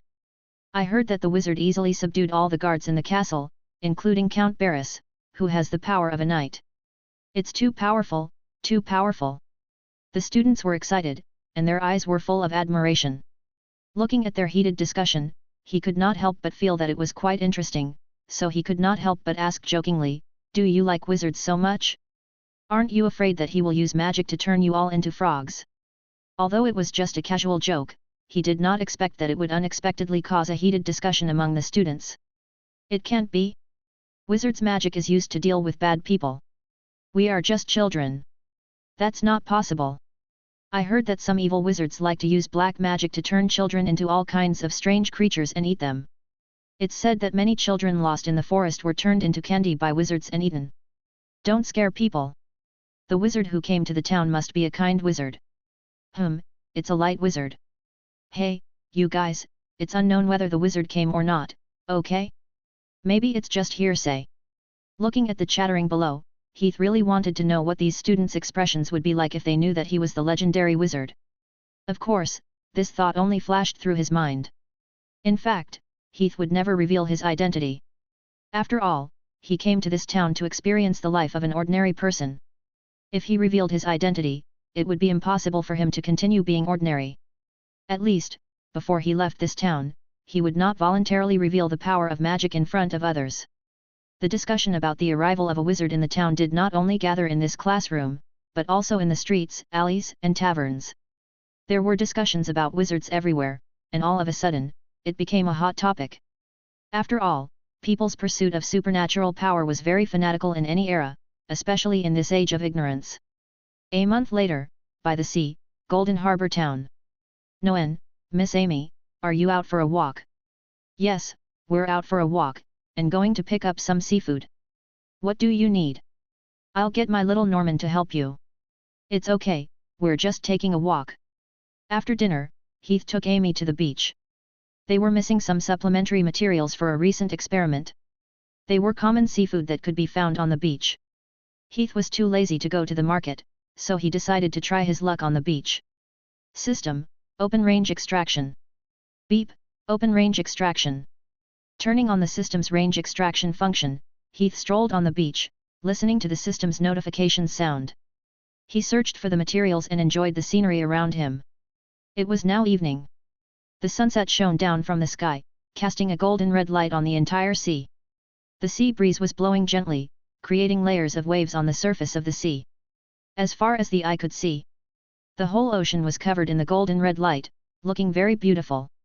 It was refreshing to stand on the beach and enjoy such beautiful scenery. Teacher, I found a red-headed hermit crab here. Do you think it can be used? Amy walked over, holding a hermit crab in one hand. She was wearing a strange dress, which looked like a bed sheet wrapped around her body and then cut. She had a cut on her collar and an opening on one side of her thigh. Her beautiful collarbone and long thigh were exposed, which made the woman's beauty stand out. However, this dress didn't fit the people around her. It didn't look like this world at all. In fact, it was made by Heath from the beach-style beach skirts on Earth. It was one of Heath's favorite things to do, to dress the maids in his favorite clothes and make them look like what he wanted them to look like. When he was free, he would make some clothes for Amy based on his memory, and this beach skirt was one of them. In addition, he made a lot of clothes that had only appeared in the previous world. Chapter 349. Heath took the hermit crab from Amy's hand, looked it over, and then nodded. Yes, the red-headed hermit crab. Where did you find it? Amy jumped up happily. It can be used? That's great. After that, she pointed at a reef on the beach in the distance. I found it under that reef. It wanted to run, but I used the wizard's hand to stop it. Hee. Then Amy made a gesture in front of Heath as if she was showing off. The red-headed hermit crab was one of the creatures that moved very quickly on the beach. If it hadn't been carefully arranged in advance, even the most outstanding fisherman might not have been able to catch it. Amy was able to control it with the wizard's hand. This was enough to show that Amy's control of wizard's hand had reached a very delicate level. Heath nodded. Not bad. It seems that your use of wizard's hand has improved. Amy smiled. Hee, teacher taught me well. Amy was a very talented apprentice. It was not that her talent was outstanding, but that she knew how to work hard. She knew how to work hard. At the slightest chance, she would work very hard and put in effort. Since becoming Heath's apprentice, she had tried her best to memorize and learn all the knowledge that Heath had taught her. She treated all the resources that Heath had given her as a treasure and devoted all her efforts to training according to the method Heath had given her. Amy had made rapid progress during this period of hard work. She was only an intermediate-level apprentice, but she was close to an advanced apprentice. If she kept up this progress, it wouldn't be a problem for her to become an advanced apprentice in half a year.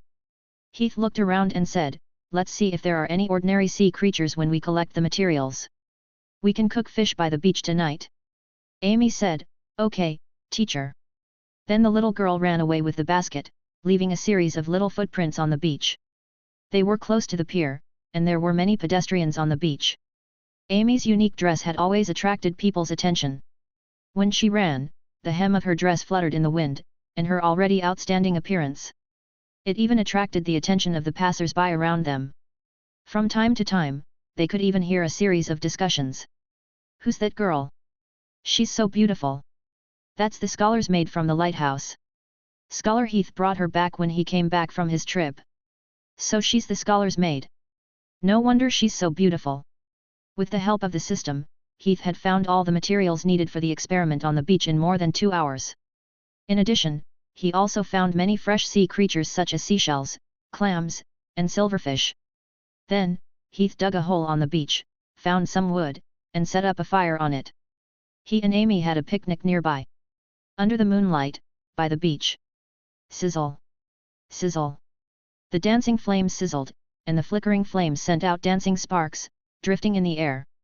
On the bonfire, the small fish that had been strung up flowed golden oil under the fire, dripping into the fire and making a sizzling sound. A salty, wet, and slightly fishy fragrance filled the air, making people want to eat it. Amy couldn't help but swallow her saliva in front of the delicious food. Heath glanced at her and couldn't help but ask, "What's the matter? Are you hungry?" Amy blushed a little and nodded shyly. "I don't think I'm full after dinner." Amy was in a hurry to find some ingredients for Heath during dinner, so she only had 2 bites of mashed potatoes before running out in a hurry. After that, she kept looking for ingredients on the beach for a long time. It was inevitable that she would be a little hungry. Heath took the skewers and looked at them, then shook his head. "Wait a little longer. It's not the best taste yet." Then he put the skewers back on the fire. Amy was not disappointed. She nodded obediently. "Yes, teacher." After a while, the skewers turned a bright yellow. Heath peeled the skin of the fish and looked inside. The blood-red color had disappeared. The fish meat had completely turned white and tender. Seeing this, Heath could not help but nod and took out a small packet of spices and sprinkled it on the skewers. Heath was very particular about food. Over the years, he would collect some delicious spices, recipes, and so on. In addition, when he was free, he would also make some spices. Some of them were even made of very precious magic materials. For example, the small bag of seasonings that he sprinkled on the fish meat at the moment was filled with flavoring powder, appetite flour, and aromatic herbs. These were very high-level magic materials. They could greatly stimulate one's appetite and improve the taste of the food. If it were on the market, this small bag of seasonings could be sold for at least 10,000 magic stones. After the spices were sprinkled, Amy immediately smelled the unique fragrance. Her appetite was so great that she almost drooled. She couldn't help but ask, "What's this, teacher? It smells so good." Heath said, "I made some spices myself. Let's have a taste." With that, he handed a skewer of cooked silverfish to Amy. Amy, who was already drooling with hunger, took the skewer and put it into her mouth without thinking. "Be careful, it's hot." "Ah!" Heath's belated warning sounded almost at the same time as Amy's cry. The scalding fish oil immediately burned a small blister on Amy's mouth, and the skewer in Amy's hand almost fell out of her hand. How could she be so careless? Heath shook his head and chanted a spell at the same time. A small water column bloomed on his fingertips, and he pointed at Amy's mouth. The water flew toward Amy's mouth with a whoosh and exploded on Amy's mouth. Amy's mouth, which had been red and swollen from the heat, quickly recovered. The water droplet quickly dried up and returned to its original state. This was the advantage of magic.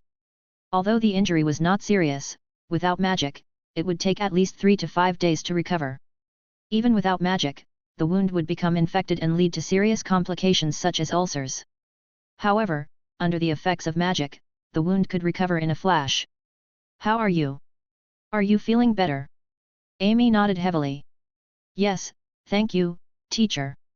Heath took the skewers and exhaled slightly on the skewers. As if a cold current had passed by, the temperature of the skewers dropped visibly. Then, he handed the skewers back to Amy. "Okay, eat." Amy took the skewers. She had just eaten a few mouthfuls when an unexpected situation disrupted their midnight snack. Chapter 350. Amy had just taken a few bites of the kebab when, with a whoosh, a rock flew toward the kebab in her hand. Heath reacted just in time. He reached out with his right hand and grabbed the rock.